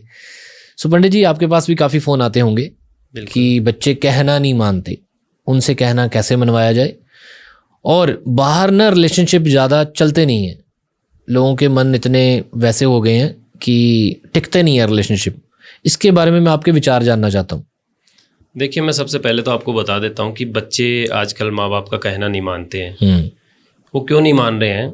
क्योंकि हम अपने संस्कार और अपने शास्त्रों से दूर होते जा रहे हैं। जी, मॉडर्न जमाने में जी रहे हैं। जी, और ये सही भी है, गलत नहीं है। क्यों नहीं है गलत? क्योंकि ये कलयुग चल रहा है। और कलयुग की जो उम्र है वो 4,32,000 साल की है। 4,32,000। हाँ, और अभी तक 5128 साल बीते हैं कलयुग के। ओके। बट पाप बहुत जल्दी बढ़ रहा है जी। पाप जल्दी बढ़ने से कलयुग की उम्र छोटी हो रही है। तो पहले मैं कलयुग का अगर टॉपिक आपने छेड़ दिया है तो इसके बारे में मैं बता देता हूँ कि कलयुग की समाप्ति कब होगी। इंसान की उम्र जो है वो 100 साल की थी, अभी घटकर 80 के समथिंग रह गई है। और कम रह गई है। ये घटकर 20 साल की हो जाएगी जब कलयुग का अंत होगा। 20 साल की, सिर्फ 20 साल की रह जाएगी। 13 साल की बच्ची नानी बन जाएगी जी। नानी या दादी बन जाएगी। ब्राह्मण मीट खाने लगेंगे, भाई बहन शादी करने लगेंगे। जब ये सब होगा उस वक्त कल्कि अवतार में भगवान विष्णु ने जन्म लेना है यूपी के अंदर। वहां पे जन्म लेके और नए युग की शुरुआत होगी। जो जो चीजें आपने बताई हैं वो हो रही हैं ऐसे। बिल्कुल होगी ये, अभी देखते जाओ। अभी तो कुछ नहीं है क्योंकि 5128 साल बीते हैं, 4,32,000 साल का है कलयुग। और जब ये कलयुग का अंत आएगा तो ये सब चीजें होगी, ये सब इवेंट होगी, सब घटनाएं होगी। और ये जब सब घटनाएं होगी, इंसान को मारने लगेगा, उसका मांस खाने लगेगा, कोई किसी को नहीं देखेगा। जी, ऐसे मैंने सुना था कि पहले जो लेडीज़ हैं उनको पीरियड्स आते थे 17 साल 18 साल में या 16 साल में। अब 12 साल या 11 साल में लड़कियों को पीरियड्स आने स्टार्ट हो गए कि वो 11-12 साल के बाद गर्भवती हो सकती है। तो इससे पता चलता है कि उम्र तो कम ही हो रही है। अब मुझे लगता है कि 80 साल तो नहीं, 60-65 साल रह गई है। और खान पान ऐसा है, उसके बाद विचार ऐसे हैं, तो उम्र इतनी है नहीं। ठीक है, सबसे पहले तो मैं मान के चलता हूँ कि हमें अपनी जड़ों के साथ जुड़ना पड़ना है। कि देखिए, हम अपने शास्त्रों के साथ नहीं जुड़ेंगे जी तो बच्चे क्या है कि उनसे दूर होते जाएंगे, उनको पता ही नहीं रहेगा, रूल्स नहीं पता होंगे, जिंदगी रूल्स नहीं पता होंगे। पहले क्या होता था कि हम घर में रहते थे, अपने संस्कारों के साथ जुड़े रहते थे, बड़ों का मान सत्कार करते थे, उनके सामने भी नहीं आते थे। बट बच्चे आजकल सामने बोलते हैं जी, बल्कि माँ बाप कुछ नहीं बोल सकते उनके सामने। जी जी जी, बच्चे जवाब देते हैं आजकल, बच्चों का कहना मानना पड़ता है जी। बट पहले क्या होता था कि जो बुजुर्ग बोलते थे वो मानते थे सारा परिवार। जी जी जी। ये सब दिक्कतें तब आ रही कि हम अपने संस्कारों से और शास्त्रों से दूर हो रहे हैं। शास्त्रों में सारी चीजें लिखी हुई है जी। सनातन धर्म है वो बहुत टाइम पहले आया था, हजारों साल पहले आया था। बाकी सब पंथ है, सनातन से निकले हुए हैं। जी जी जी। इस धर्म में सब कुछ लिखा हुआ ऑलरेडी। यहाँ तक कि ब्रह्मांड की गिनती लिख दी। साइंस तो बाद में आई है ना, जी जी। साइंस को आए हुए 50-60 साल 100 साल हुए होंगे, बट उसकी गिनती सब कुछ पहले लिख दी है उसने, कब क्या कुछ होने वाला है। जी जी जी। हमारे शास्त्रों में जो चीजें मैंने बताई है ना, ये बाकायदे मैंने अपनी तरफ से नहीं लिखी हुई है। 13 साल की बच्ची नानी बनेगी या 20 साल में मृत्यु होगी, ये सारी चीजें लिखी हुई है उसमें। तो वो संस्कारों से दूर होने की वजह से वहां पे ये सब हो रहे हैं। अब जैसे वॉर चल रही है, मान लीजिए, वॉर के बारे में थोड़ा बता देता हूँ जी। क्या क्रियाएं चल नहीं रही है, तंत्र क्रियाएं किसी के ऊपर हो नहीं रही है, सब हो रही है। बड़े बड़े जितने भी अपने बिजनेसमैन है, क्या उनके पर्सनल एस्ट्रोलॉजर्स नहीं है? जी है, देखा होगा आपने। ये तो मैं मान गया था जब धीरूभाई अंबानी के घर पे शादियां थी तो 51 पंडित वहां पे बैठे हुए थे। तो मैंने देखा यार, ये जो पावरफुल लोग हैं ना, इनके पास एस्ट्रोलॉजर्स होते हैं। मैंने ये चीज़ नोटिस की कि उनके पास, चलो मुझे इसके बारे में नॉलेज नहीं, रुद्राक्ष या जो मुंदरियाँ पहनते हैं, बट उनके साथ कोई एडवाइज़र, एस्ट्रोलॉजर, और कोई भी वो चीज़ करते हैं, कोई नया काम करते हैं, तो वो ज्योतिष विद्या के अकॉर्डिंग चीज़ें करते हैं। अमन जी, उनके परमानेंट होते हैं। ये कोई इवेंट हो तभी नहीं होते, उनके परमानेंट होते हैं। और उनकी जो क्रियाएं साधनाएं हैं वो परमानेंट चल रही होती है। क्योंकि हमारे दोस्त तो दुश्मन भी तो है ना। जी जी जी जी, वाकई ये चीज़ तो है। क्योंकि उनको काफ़ी लोग देखते हैं, उनको खतरा भी रहता है, तो उनको अपना ऑरा भी कितना स्ट्रांग रखना पड़ता है, बिल्कुल रखना, कितनी क्रिया से बचना पड़ता है। सुंदर चीज को एक नज़र भी तोड़ सकती है। जी जी जी। अच्छा, मेरा सवाल आधा रह गया था कि अब वो अपने बच्चों की शादी करवाना चाहते हैं, तो पंडित जी वो कैसे करवाएं? देखिए, इसमें क्या होता है कि कुछ उपाय होते हैं, कुछ सोल्यूशन होते हैं। अगर हम छोटे छोटे उपाय अपने घर में ही करते रहें तो घर का माहौल ठीक रहेगा, ओरा ठीक रहेगा, पॉजिटिव एनर्जीज रहेगी। बहुत बार क्या होता है कि मैं आपको बताता हूँ कि सबसे पहले अपने देवता जो होते हैं ना, वो होते हैं पितृ देवता। पितृ देवता, अपने बुजुर्ग जो जी पूरे हो जाते हैं, जी, वो हमारे आसपास विराजमान रहते हैं। ठीक है। पितृ योनि, जिसे हम देवता योनि बोलते हैं, पितृ योनि में वो हमारे आसपास हमारे देख रहे होते हैं। ठीक है। तो सबसे पहले पूजाएं उनकी होती है जी। उसके बाद आता है कुल देवता। कुल देवता जी। बहुत से लोगों को, मैं आपके व्यूअर्स को बता देता हूँ कि बहुत से लोगों को ये नहीं पता कि हमारे कुल देवता कौन है। जी। तो मैं उनको बता देता हूँ कि जो सप्त ऋषि थे या जितने भी ऋषि थे उनके अलग अलग कुल देवता थे। तो आपको ये जानना है कि आप कौन से ऋषि की संतान हो। जी। भृगु ऋषि की हो, विश्वा की हो, महर्षि की हो, कौन से ऋषि की संतान हो आप। उनके अपने अपने कुल देवता थे। तो सबसे पहले जो पूजा होती है वो होती है पितरों की। ठीक है। हम जब भी कोई पूजा पाठ करते हैं ना तो सबसे पहले पितरों की पूजा होती है, उसके बाद कुल देवता की होती है। क्योंकि पितर और कुल देवता जब भी नाराज होते हैं या अपने घर में नहीं होते ना, क्योंकि वो हर वक्त अपने साथ रहते हैं, हर वक्त अपनी एक वो कवच बना के रखते हैं जी। नेगेटिविटियों से बचाते हैं, नकारात्मक शक्तियों से दूर रखते हैं। तो वो नकारात्मक शक्तियाँ हमारे आसपास भटकने लगती है जब हम इन चीज़ों से दूर हो जाते हैं। तो आजकल क्या है कि हर एक इंसान इन चीज़ों से दूर होने लगा है, पता ही नहीं है। पितर को बहुत लोग जानते हैं लेकिन कुल देवता को कोई नहीं जानता। जी जी नहीं पता ही नहीं है कुल देवता कौन अपना। तो इन चीज़ों से दूर होने से नकारात्मक शक्तियाँ अपनी ओर अट्रैक्ट होने लगती है। हमारे पास हर वक्त पॉजिटिविटी भी होती है, नेगेटिव चीज़ें भी होती है, क्योंकि ब्रह्मांड तो यही है, इसमें हर चीज़ घूम रही होती है। बस कौन सी चीज़ के संपर्क में हम कब आ जाए ये नहीं पता होता। तो वो सब चीज़ें होती है ना, तब ये सारे घर में सिचुएशन क्रिएट होने लगती है। एक मैं आपको घटना बताता हूँ।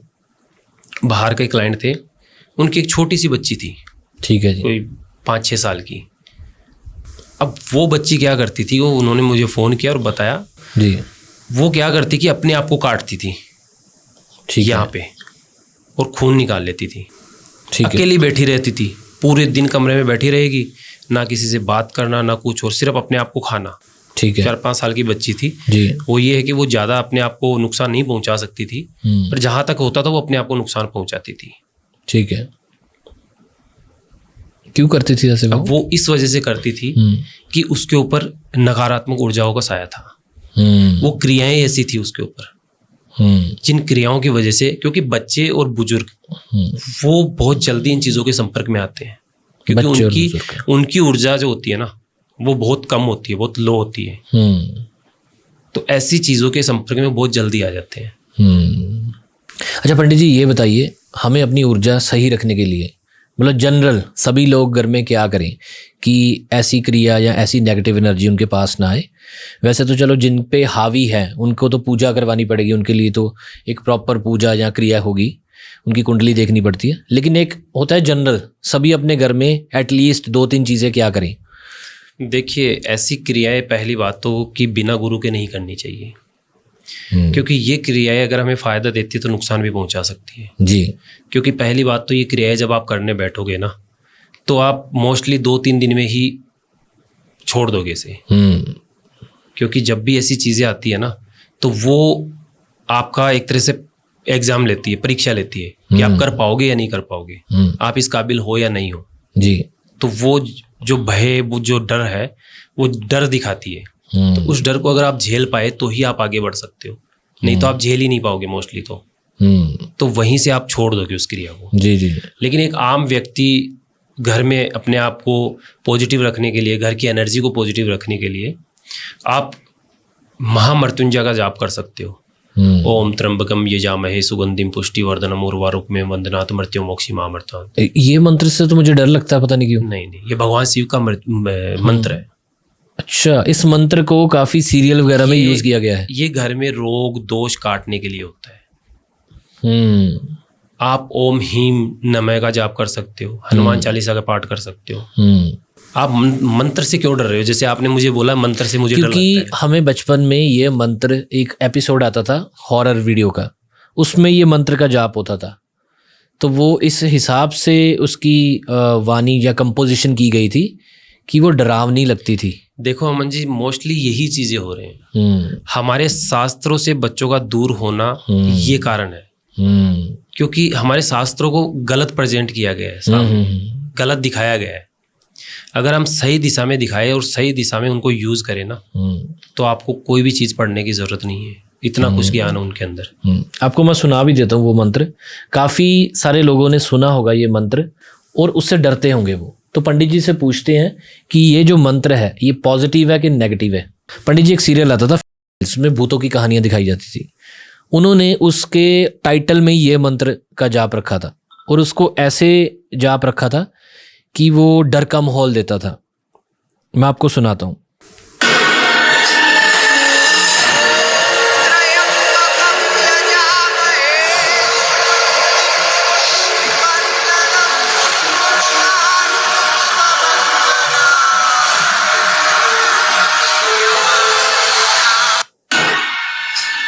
देखो अमन जी, इसमें ये एक डर के बैकग्राउंड म्यूजिक के साथ दिखाया गया है। जी जी जी तो इसमें जो कर रहा है, मुझे नहीं पता कौन है, मैंने ना ये सीरियल देखा है जी, बट जो कर रहा है वो किस लिए कर रहा है? अपने आप को बचाने के लिए, या उन शक्तियों से दूर रखने के लिए, या वो शक्तियां चली जाए, जो भी प्रेत आत्माएं हैं वो दूर हो जाए, जी जी जी, उसी के लिए जाप किया जा रहा है ना। जी जी जी। हाँ मतलब ये इनके जो एपिसोड होते हैं उसमें भूतों की कहानियां होती हैं, तो शायद उन्होंने टाइटल वो रखा कि भूतों को या नेगेटिव एनर्जी को भगाने के लिए ये मंत्र मैंने है। इसीलिए आपको बताया कि इस मंत्र का जाप हम घर में भी कर सकते हैं, ताकि ठीक है, रोग दोष से दूर रखे, ठीक है ठीक है, ऐसी गलत नेगेटिव शक्तियों से दूर रखे, नकारात्मक ऊर्जाओं से दूर रखे। तो ये मंत्र बहुत पावरफुल मंत्र है, हम इसका जाप रेगुलरली कर सकते हैं। ठीक है। 5 मिनट सुबह कर सकते हैं, शाम को भी कर सकते हैं। हनुमान चालीसा के भी जाप कर सकते पंडित जी एक और सवाल है मेरा आत्मा के बारे में, कि आत्मा अमर है, ये तो एक बॉडी से दूसरी बॉडी में चली जाती है, पर मुझे बहुत विचार आते हैं कि यार ये अंदर जो चीज़ है, जो सबकॉन्शियस माइंड है, ये तो बॉडी हमें पता है, अंदर कुछ हम बात करते रहते हैं, ये जो आत्मा है ये कहाँ से आई है? और सबको मोक्ष चाहिए कि हम इससे जन्म मृत्यु से बंधन से टूट जाएं, तभी सब पूजा पाठ करते हैं कि अब हमें इंसानी जीवन में नहीं आना। तो ये पहले तो आत्मा क्या चीज़ है, कहाँ से आई है, इसका लक्ष्य क्या है आत्मा का, इस इंसान में रूप में आना क्या लक्ष्य है इसका, आत्मा के साथ क्या होता है जब आदमी एक इंसान मर जाता है, उसकी आत्मा कहाँ जाती है, तो इसके बारे में बताइए। देखिए अमन जी, मैं आपको बताता हूँ। सबसे पहले तो हम इस दुनिया में है ना, तो हम अपनी वजह से नहीं है, हम अपनी वजह से नहीं, अपनी वजह से नहीं है, हम किसी ना किसी वजह से आए हैं। जब वो वजह पूरी हो गई तो हमें चले जाना है। बट बहुत से इंसान ये सोचते हैं कि ये सब कुछ मेरी वजह से हो रहा है जी, ये मैं कर रहा हूँ। ये जो मैं है ना, ये बहुत गंदी चीज़ है जी। ये मैं की वजह से जो दशानन था, रावण, बहुत बड़ा ज्ञाता था, बहुत बड़ा पंडित था। जी जी जी। वो कहता था कि मुझसे बड़ा ज्ञानी, मुझसे बड़ा योद्धा और ना कोई दूजा है, मैंने अपने शीश काट काट कर शिव को मैंने पूजा है। मतलब कि उन्होंने आहुतियों में अपने शीश दिए थे जी, शिव की पूजा की थी, और अष्ट सिद्धि के दाता था, सबसे बड़ा ब्राह्मण था, सबसे बड़ा पंडित था जी। बट एक छोटी सी चीज मैं, जो घमंड है ना, उसकी वजह से उसकी मृत्यु हुई थी। मैं की वजह से, मैं की वजह से। तो जो घमंड है ना, वो तो रावण का भी नहीं चला, तो हम तो इंसान है। जी जी। इंसान जो है वो इस मैं की वजह से जाता है, बल्कि हम अपनी वजह से नहीं इस दुनिया में, हम किसी और की वजह से। वो मकसद पूरा हुआ तो हमें चले जाना है। अब बात करते हैं कि मरने के बाद आत्मा कहाँ जाती है जी। तो अमन जी ऐसा है कि आत्मा अपने कर्मों पे चलती है। मौत निश्चित है, जन्म निश्चित है जी। जन्म लेना और मरना ये निश्चित है। ठीक है। एक शरीर से दूसरे शरीर में आत्मा प्रवेश करती है, एक जीव से दूसरे जीव में चली जाती है जी। ये पहले से लिखा हुआ है। लेकिन हम इंसान रूपी जीवन में आके कौन सा कर्म कर रहे हैं, उसके अकॉर्डिंग हमें आगे का रास्ता तय करना पड़ता है मृत्यु के बाद। ठीक है। जैसे कि यमराज के द्वार तक आत्मा को पहुंचने के में 1 साल का पीरियड टाइम लगता है। जब इंसान की मृत्यु होती है जी, उसके 24 घंटे के अंतराल तक आत्मा उसके घर में ही घूमती रहती है। वो चीखती है, वो चिल्लाती है, वो बात करना चाहती है अपने घर परिवार फैमिली से, बट वो नहीं कर सकती क्योंकि उसके पास शरीर नहीं है बात करने के लिए। तो जो उसने पुण्य प्रताप किए होते हैं अपनी लाइफ में, उस 1 साल के पीरियड के अकॉर्डिंग उसे वही सब कुछ खाने को मिलता है जो उसने यहाँ कर्म किए होते हैं। ठीक है। यमराज के द्वार तक पहुँचने के लिए 4 दरवाजे होते हैं। ठीक है। उत्तर, दक्षिण, पूर्व, पश्चिम। जी। इसमें एक दरवाजा होता है जो दक्षिण दरवाजा होता है जी। उससे जो इंसान अपनी लाइफ में अच्छा कर्म करेगा जी, कभी पाप नहीं किया होगा उसने, कभी गलत कार्य नहीं किया होगा, वो सीधा उस दरवाजे से यमराज तक जाएगा। उसे किसी प्रकार की पीड़ा नहीं भोगनी पड़ेगी और उसके बाद उसे मोक्ष की प्राप्ति होगी। मतलब उसे इंसान या किसी भी जीव जंतु में दोबारा आना नहीं पड़ेगा। सेम उसी टाइप से हमारे कर्म चलते कि जैसे मान लो कि हमने गलत कर्म किए अपनी लाइफ में, गलत कार्य किए हैं, यहाँ पे किसी को दुखी किया है, किसी को पीड़ा पहुंचाई है, तो सेम उसी टाइप से एक दरवाजे के अंदर 16 गांव होते हैं। उन 16 गांवों से उस आत्मा को गुजरना पड़ता है। ठीक है। वो 16 गांव इस प्रकार होते हैं कि जैसे गर्म पानी की नदियाँ होगी वहाँ पे मगरमच्छ से भरी हुई नदियाँ होगी, वहाँ पे गर्म रेत होगी, उस रेत में चलना पड़ेगा। वहाँ पे चील कौवों के रास्ते से लेके जाएंगे, उनको खिलाते हुए उस आत्मा को। मतलब ये पीड़ा भोगनी पड़ती है। वहाँ पे यमदूत होंगे, यमराज के राक्षस होंगे जो उसको मारते पीटते कोड़ों से घसीटते हुए लेके जाएंगे। तो उन 16 गांवों से होते हुए उसको यमराज के द्वार तक पहुँचना पड़ता है। और उस 1 साल के पीरियड में जो भी कर्म उसने किए होते हैं वो सब कुछ वहाँ पे फल मिलता है। मतलब अगर गलत कर्म करेगा उसके अकॉर्डिंग वो उसे सजा देते हुए लेके जाएंगे। अगर इसने कहीं दान पुण्य किया होगा तो वो सब कुछ वहाँ खाने को मिलेगा।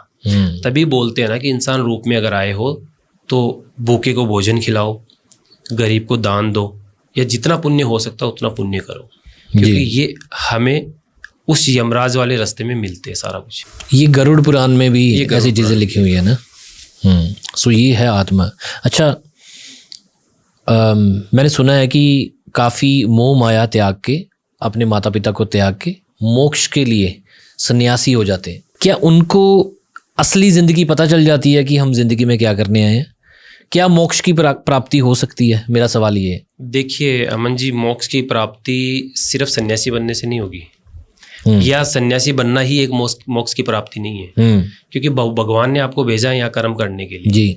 आपका कर्म है, वो भी एक तरह से आपकी तपस्या है जी। आप अपने बच्चों का पालन पोषण कर रहे हो, माता पिता के साथ रह रहे हो, उनकी सेवा कर रहे हो जी, वो एक तपस्या है जी। आप अपनी लाइफ में आए हो, अपने लिए नहीं कर रहे, आप अपने परिवार के लिए, अपने माता पिता के लिए आप कमा रहे हो या भाग दौड़ कर रहे हो, मेहनत कर रहे हो जी। तो अपने पूरे परिवार के लिए, मतलब आपकी कमाई की वजह से कितने जनों का पेट भर रहा है जी, या कितने का समय चल रहा है। जीव जंतु भी होते हैं उसमें। हम क्या होता है कि हम जब भी खाना बनाते हैं और वेस्ट होता है वो खाना कभी वेस्ट नहीं होता है जी जी। हम कहते हैं ना कि इतना खाना वेस्ट हो गया, वो हम डालेंगे कूड़े में जी। वहाँ पे चूहे होंगे वो खाएंगे, चूहे के बाद कीड़े होंगे वो खाएंगे, कीड़े के बाद वो गंदे नाले में जाएंगे तो वहाँ भी जीव होंगे जी जी जी। तो मतलब खाना कभी वेस्ट नहीं होता है, वो किसी ना किसी के मुंह तक पहुँचता ही पहुँचता है।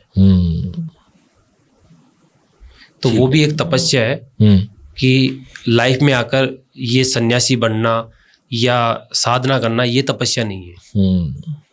तपस्या एक परिवार के साथ जुड़कर भी की जा सकती है। अच्छा, एक जेंजियों का सवाल है, आजकल जो बच्चे हैं, क्या शादी करवानी ज़रूरी है? क्या बच्चे पैदा करने ज़रूरी हैं? देखो, अगर शास्त्रों के अनुसार हम देखते हैं तो भगवान शिव ने भी शादी की थी। भगवान शिव ने भी की थी, क्योंकि अगर सृष्टि को चलाना है, अगर परिवार को आगे बढ़ाना है तो शादी करनी पड़ेगी। और बिना शादी के अगर हम एक रिलेशन में आते हैं, एक संभोग क्रिया में आते हैं, तो वो गलत हो जाता है। क्योंकि हम शादी करते हैं उस वक्त अपनी शादी से पहले भगवान शिव की शादी होती है जी, होती है। तो उनको साक्षी मान के, अग्निदेव को साक्षी मान के हम शादी करते हैं कि हम एक बंधन में बंध रहे हैं, और 7 फेरों के साथ वचन लिए जाते हैं जी, और उन वचनों को अटूट निभाया जाता है, तब वो रिश्ता 100 साल का रिश्ता बनता है जी। तो इसलिए शादी करना जरूरी है, ताकि उस बंधन में बंधे रहे। अगर आप बिना शादी के रिलेशन में रहोगे तो ज़्यादा से ज़्यादा आप 2 साल, 5 साल, 10 साल जी बाद में उस रिश्ते में दरार पड़नी है जी।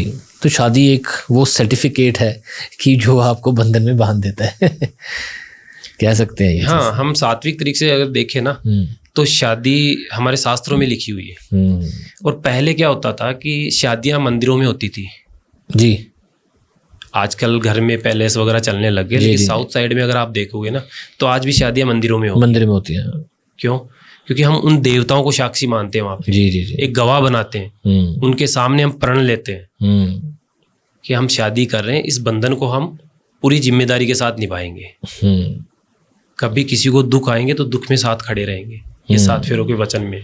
पंडित जी, अब मैं सवाल करने जा रहा हूँ। जो लोगों को परेशानियाँ हैं, बच्चों को हैं, बड़ों को हैं, सबको हैं। सबसे पहले है पैसा।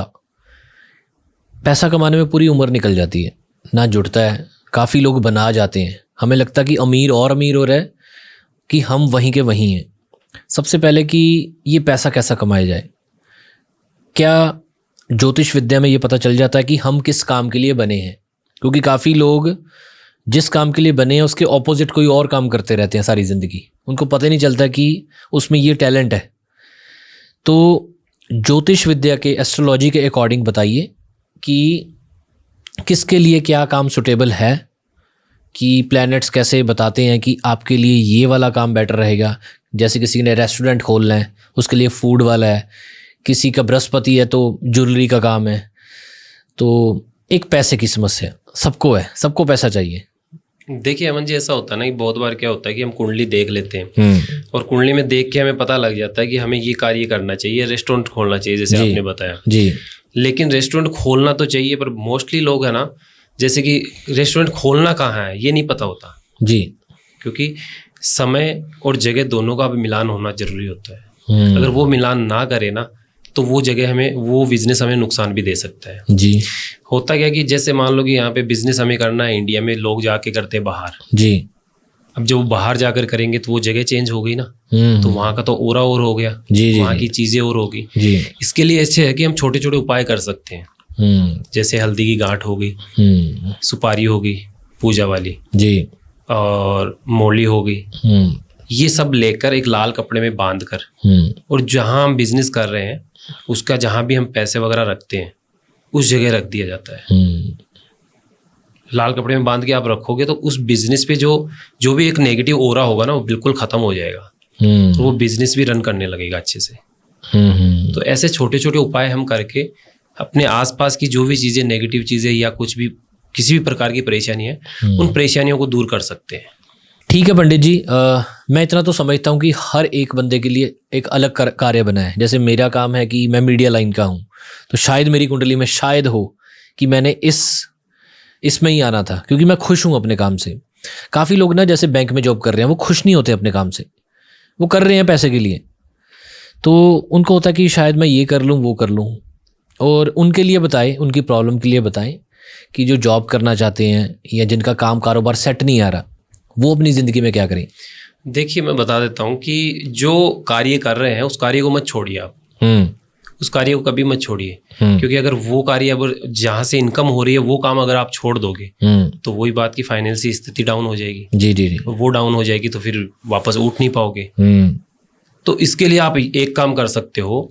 हाँ, पहले तो मैं आपको एक अपने शास्त्रों के अनुसार बता देता हूँ कि जो चीज़ें आपकी लाइफ में होनी है वो होनी है, वो होके रहनी है, वो होके रहनी है। जैसे कि आप मीडिया लाइन में हो, आप यहाँ तक पहुंचे हो तो कितनी जगह जाकर आए हो जी जी जी, बहुत। डायरेक्ट यहाँ पे तो नहीं आए ना, बट आपकी जो कुंडली में जो था वो घुमा फिरा के आपको यहाँ तक पहुंचा दिया जी जी जी। सेम इसी तरीके से जब वक्त आएगा ना तो आपको वो चीज वहां से निकाल कर और यहाँ तक ले आएगी। बट ये है कि हमें अगर उस जगह जाना है ट्राई तो करना पड़ेगा। मतलब हमारे सामने भगवान के भरोसे भोजन आ जाएगा जी जी जी, कोई हमें दे जाएगा, पर उठा के तो खुद को खाना पड़ेगा ना, वो मुंह में नहीं जाएगा अपने आप जी जी। तो मतलब कि जो चीज आपको चाहिए उसके पीछे आप परिश्रम करते रहो, मेहनत करते रहो, आपको मिलेगी जरूर। पर फिलहाल जहाँ पे आप हो डायरेक्ट उसे मत छोड़ो। मतलब एस्ट्रोलॉजी हेल्प करती है आपको बता देती है कि तू इस कार्य के लिए बना है। बिल्कुल। तो जैसे मेरा भी स्ट्रगल था, शायद मैं आज से 10 साल पहले पूछता कि मैं इस कार्य में जाना चाहता हूँ पंडित जी, तो मेरा वो जो चलो स्ट्रगल जो इवेंट होना है होके ही रहना है। बट हमें एक मिनट में आपकी बात को रोकूंगा जी जी। अगर आप 10-15 साल पहले पूछते जी और आपको कोई कहता कि आपको ये ऐसे पॉडकास्ट करना तो शायद आप इसमें नहीं आते क्योंकि 10-15 साल पहले पॉडकास्ट कुछ नहीं था जी जी जी। पर ये समय और स्थिति और जगह जी तीनों का जब मेल बना ना तो आपके ग्रहों ने आपको यहाँ तक लेके आए, पहुंचा ही दिया आपको। जी जी जी जी, क्या बात है। मतलब तो ये समय जगह इन सबका मेल होता ना ग्रहों के साथ जी जी जी, तो इंसान वहां अपने आप पहुंच ही जाता है। सही समय और सही जगह पे अगर आप पहुंच गए हाँ, तो हम जल्दी करते हैं पर जब समय ही नहीं है, वो वक्त ही नहीं है, वो ग्रहों का मैच ही नहीं कर रहा तो वहां पे तक पहुंचने का फायदा ही नहीं है। अच्छा पंडित जी, एस्ट्रोलॉजी में मुझे पता है कि राज योग होता है, क्या ये सबकी जिंदगी में आता है? हाँ, तो अमन जी, राजयोग के बारे में ऐसा है कि राजयोग देखा जाता है कुंडली में ग्रहों की चाल के अकॉर्डिंग, कि हमारे ग्रह कहाँ बैठे हुए हैं, ऊंच के हैं, नीच के, कितने पावरफुल है। क्योंकि ग्रहों की एक डिग्री होती है 1 से 30 तक, उनको हम 3 या 4 भाग में बांट सकते हैं। ठीक है। 1 से 7 तक उसकी डिग्री बच्चों की तरह होती है, बच्चों की तरह वो हमें पावर देता है। ठीक है। जैसे एक बच्चा चंचल होता है, छोटा होता है, उसी टाइप से ग्रह भी छोटा होता है, उसकी पावर छोटी होती है। मतलब जब भी वो कुंडली में बैठा होता है तो देखते हैं कि कितनी डिग्री पे बैठा हुआ है, उसके अकॉर्डिंग कौन से भाव में, कौन से हाउस में बैठा हुआ है। तो ये हम तय करते हैं कि इसका योग क्या बन रहा है, राजयोग है या नहीं।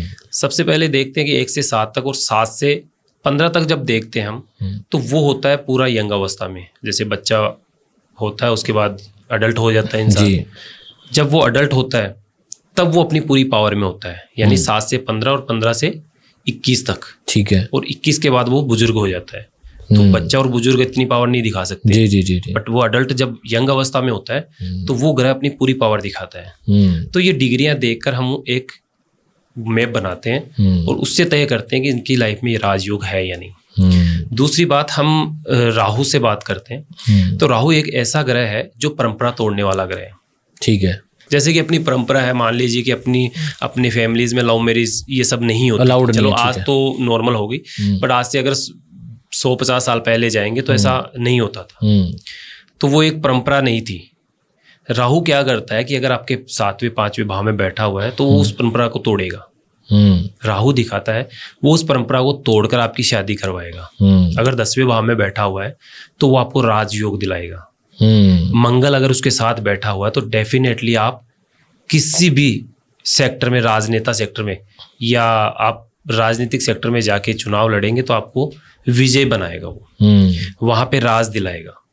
राहु में इतनी पावर है कि वो जाते जाते आपको कुछ ना कुछ देकर जाएगा। सेम मंगल का भी यही काम है, क्योंकि सबसे बड़ा ग्रह 9 ग्रहों में से सूर्य है। सूर्य के चारों तरफ सारे प्लैनेट्स घूमते हैं, उसी के ऊपर चलता है, सारी दुनिया को प्रकाश रोशनी देता है। तो सूर्य को कुंडली में एक राजा ग्रह माना गया है। ठीक है। सूर्य जिसका पावरफुल होता है वो वैसे ही राजा होता है।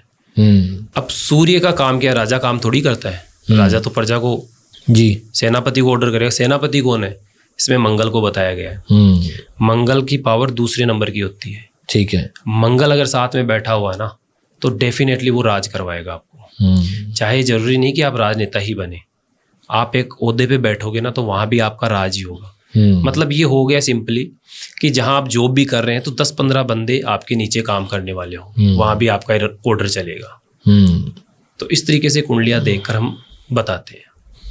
एक पंडित जी, मैंने सुना है शुक्र ग्रह कि जिसका शुक्र बहुत तेज है उसको लड़कियां भी पसंद करती हैं, उसकी वहां पे चलती है। तो शुक्र कैसे तेज किया जाए? देखिए, मैं बताता हूँ। पहले शुक्र ग्रह के बारे में आपको मैं बता देता हूँ। शुक्र ग्रह एक आस्की टाइप का ग्रह है, लव से रिलेट करता है। लव से रिलेट करता है जी। शुक्र से हम देखते हैं कि इसकी लव मैरिज के योग है या नहीं। वही सेम चीज अगर मंगल के साथ शुक्र बैठा होगा 5वें 7वें भाव में तो वो लव मैरिज करवाएगा जी।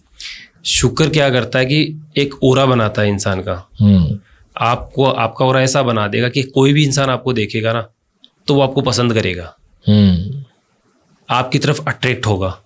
ठीक है। चाहे लड़का हो चाहे लड़की हो, ऑटोमेटिकली आपकी बातों में आएगा, वो आपकी बातें मानेगा।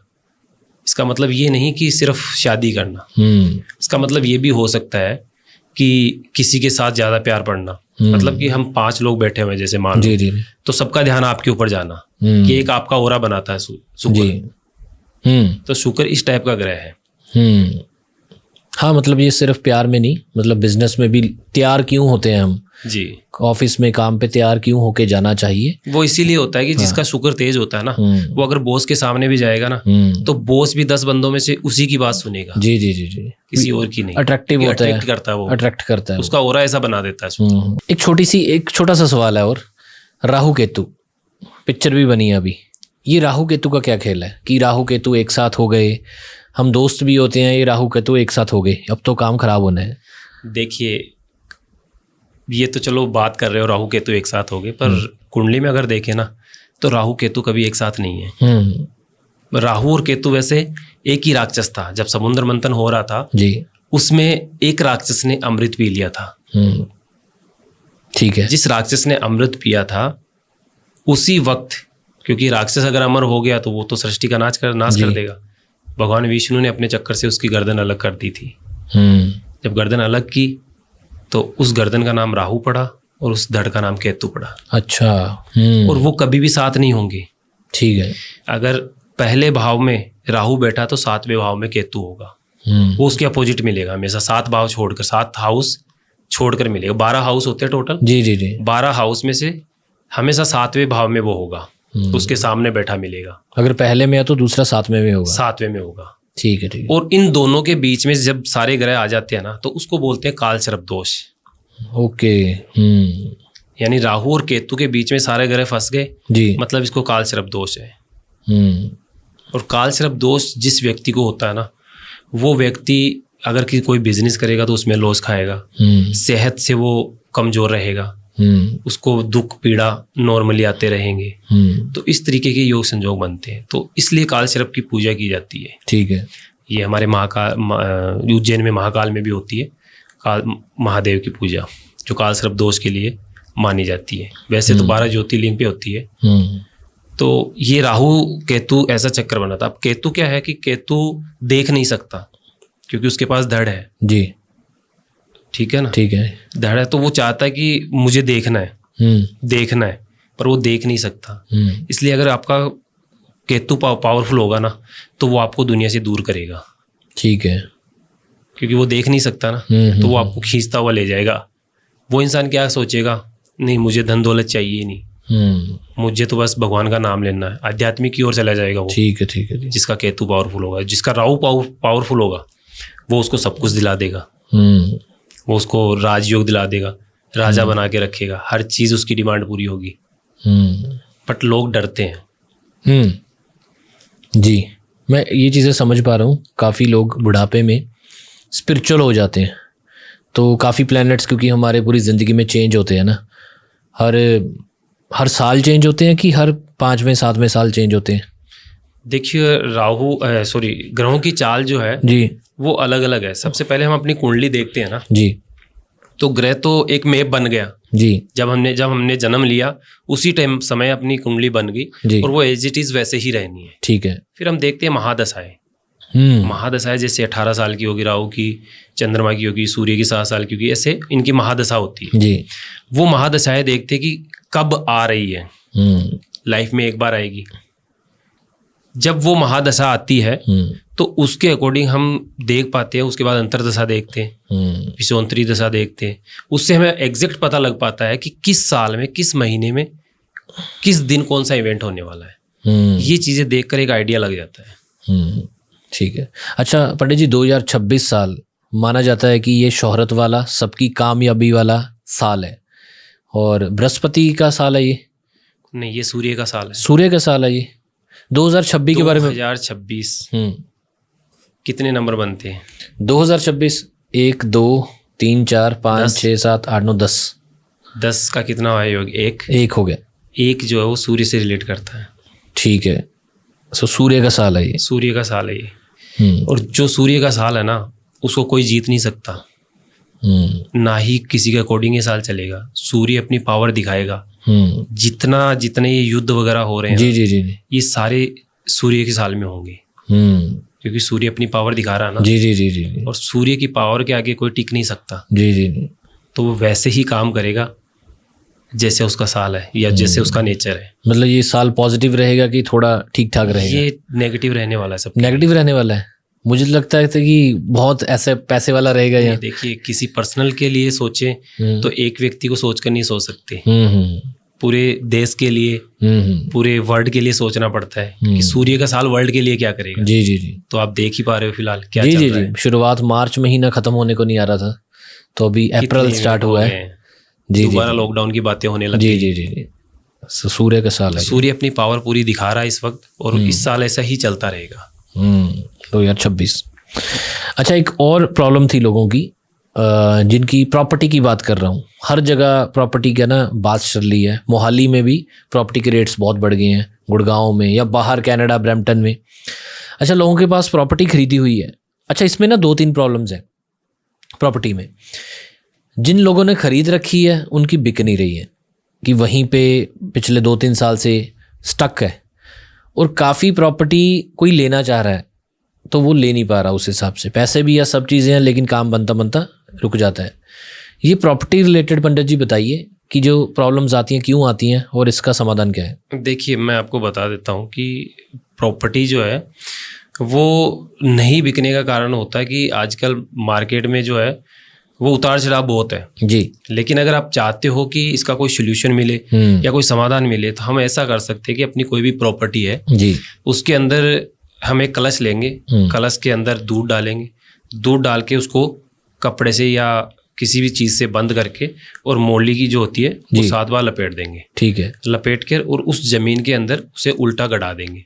जैसे जैसे उसका वो दूध रिसेगा उसके अंदर, वो प्रॉपर्टी अपने आप ग्राहक लगने लगेंगे, उसकी ओर अट्रैक्ट होने लगेंगे। ठीक है। और वो प्रॉपर्टी आपकी मिनिमम टाइम में बिक जाएगी। ठीक है पंडित जी, मुझे लगता है कि जितने मैं सवाल कर पाया लेकिन आपने जवाब बहुत बढ़िया दिए। लेकिन आपके सबके काफ़ी सारे सवाल होंगे, आप कमेंट कर सकते हो, जहाँ फिर हम कोशिश करेंगे पार्ट 2 कर लें, जहाँ सीधा मैं नीचे इंस्टाग्राम हैंडल दे देता हूँ, एस्ट्रो ललित कुमार, इनका फेसबुक, सारी चीज़ें, तो वहाँ पे भी आप इनकी रील्स, पॉडकास्ट और क्लिप्स देख सकते हो, क्योंकि ये तो 1.5 घंटे का पॉडकास्ट था लेकिन इनके ऑलरेडी काफ़ी सारी वीडियोस आते रहते हैं, तो वहाँ पे आपको लेटेस्ट न्यूज़ मिलती रहेगी, लेटेस्ट नॉलेज मिलती रहेगी एस्ट्रोलॉजी की। बाकी हर एक की अपनी अपनी पर्सनल प्रॉब्लम होती है तो वो आपको डिस्कस ही करनी पड़ेगी यार, क्योंकि एक पॉडकास्ट तो एक नॉलेज के लिए होता है, जो आपकी पर्सनल प्रॉब्लम है वो प्राइवेसी के अकॉर्डिंग आपको पर्सनली डिस्कस करना पड़ेगा। तो वो मैं नीचे कॉन्टैक्ट नंबर भी दे देता हूँ। पंडित जी मज़ा आया आज, मतलब आपने ना काफ़ी चीज़ें सिद्धियों के बारे में, तंत्र विद्या और देवियों के बारे में जो स्टोरीज़ हैं ये नहीं बताता कोई, उनको इतना नॉलेज नहीं है। सीधी सीधी हम आजकल की बातें जो सुनना चाहते हैं लोग वही करते हैं, लेकिन आपने कुछ हटके नॉलेज दी है। और मुझे लगता है कि अगर हम ज्योतिष विद्या को समझने जाएं तो ऐसे कितने सारे पॉडकास्ट लग जाएं, क्योंकि एक एक जो सब्जेक्ट है बहुत बड़ा है। देखिए, ज्योतिष विद्या एक वो चैप्टर है कि आप एक पन्ना पलटोगे ना तो नया चैप्टर स्टार्ट हो जाएगा, ये खुलता ही जाएगा। जी जी जी जी जी, क्योंकि इसका कोई अंत नहीं है, जितना सीखोगे सीखते जाओ, जैसे विद्या का कोई अंत नहीं है। जी जी जी। सो बहुत पावरफुल एस्ट्रोलॉजी, बहुत पुरातन है। पहले कौन से डॉक्टर्स होते थे तो मेडिकल एस्ट्रोलॉजी बहुत काम आती थी। तो ऐसे किस्से हैं कि किसी की कोई बीमारी आने वाली है, पहले प्रेडिक्ट हो जाती है कि इसको पेट की बीमारी होने वाली है आते टाइम में। सो ऐसी बहुत सारी चीज़ें, ऐसे और टॉपिक्स करेंगे। लेकिन पंडित जी मैं चाहता हूँ कि कुछ आप लोग आपको देख रहे हैं कि कुछ आप उनको मैसेज देना चाहो, या फिर जो कलयुग चल रहा है उसमें क्या क्या चीज़ें करें, खुश कैसे रहें और शादियां कैसे करवाएं। सबसे बड़ी समस्या आजकल घर पे है कि किसी का जो काम कर रहे हैं उनको लगता है कि अभी करवा लेंगे 30-32 तक, और जो एवरेज एज है वो 60-65 साल रह गई है। तो कोई मैसेज हो जो आपको लगता है कि लोगों तक पहुंचना चाहिए, वो बताइए। देखिए, मैं एक ही चीज़ बताना चाहता हूँ कि अगर हम ध्यान करते हैं ना, परमात्मा का नाम लेते हैं, तो उससे बड़ा योग कुछ नहीं हो सकता, जो हमें हेल्थी भी रख सकता है जी, हमें लॉन्ग टाइम की एक एज भी दे सकता है जी। और रही बात शादियों की, तो शादियां जो टूट रही है या बच रही है, या आजकल जो ये लव मैरिज वगैरह वाला सीन चल रहा है और टूट रहा है, नहीं हो पा रही है, तो इसके लिए भी बहुत से उपाय, सॉल्यूशन है जो हम घर पे भी कर सकते हैं, ग्रहों का उपाय भी कर सकते हैं, बहुत से विद्याएं करके भी हम इनका सॉल्यूशन कर सकते हैं। लेकिन इसके लिए आपको जाकर देखना पड़ेगा, किसी को गुरु बनाना पड़ेगा, खुद नहीं कर सकते तो उनसे करवाना पड़ेगा। जी जी जी। बाकी सॉल्यूशन हर चीज़ का है, अगर बीमारी है तो उसका इलाज भी है। जी जी जी। पर वो है कि करना खुद को पड़ेगा थोड़ा सा। ओके, सो गाइज ये सी का पॉडकास्ट, और जिस जिस प्लेटफॉर्म पे देख रहे हो शेयर करना, कमेंट्स करना। शायद आप काफ़ी जो हमने नॉलेज शेयर किया पंडित जी ने, आप एग्री ना भी करते हो वो भी कमेंट कर देना, हमें पता तो चलेगा कि हाँ ठीक है आप इस पे एग्री नहीं कर रहे। किसी भी प्लेटफॉर्म पे देख रहे हो, इंस्टाग्राम, स्नैपचैट, फेसबुक से शेयर करना, और मैं कोशिश करूँगा कि ऐसे और पॉडकास्ट लेके आऊँ। तो ये थे हमारे साथ एस्ट्रो ललित कुमार, इनका इंस्टाग्राम हैंडल्स और बाकी सारे प्लेटफॉर्म सोशल मीडिया के मैंने डिस्क्रिप्शन में डाले हुए हैं, आप क्लिक करके देख सकते हो। बाकी कॉन्टैक्ट नंबर भी मैंने डाला हुआ है। कैसा लगा पॉडकास्ट ज़रूर कमेंट करके बताना। ठीक है पंडित जी, आपके समय दिया आपने, हमें बहुत बढ़िया लगा। आज का पॉडकास्ट हम यहीं तक रखते हैं, दोबारा कभी फिर मिलेंगे, किसी और टॉपिक पे हम बात करेंगे। बिल्कुल बिल्कुल। ठीक है, राम राम पंडित जी। राम राम जी।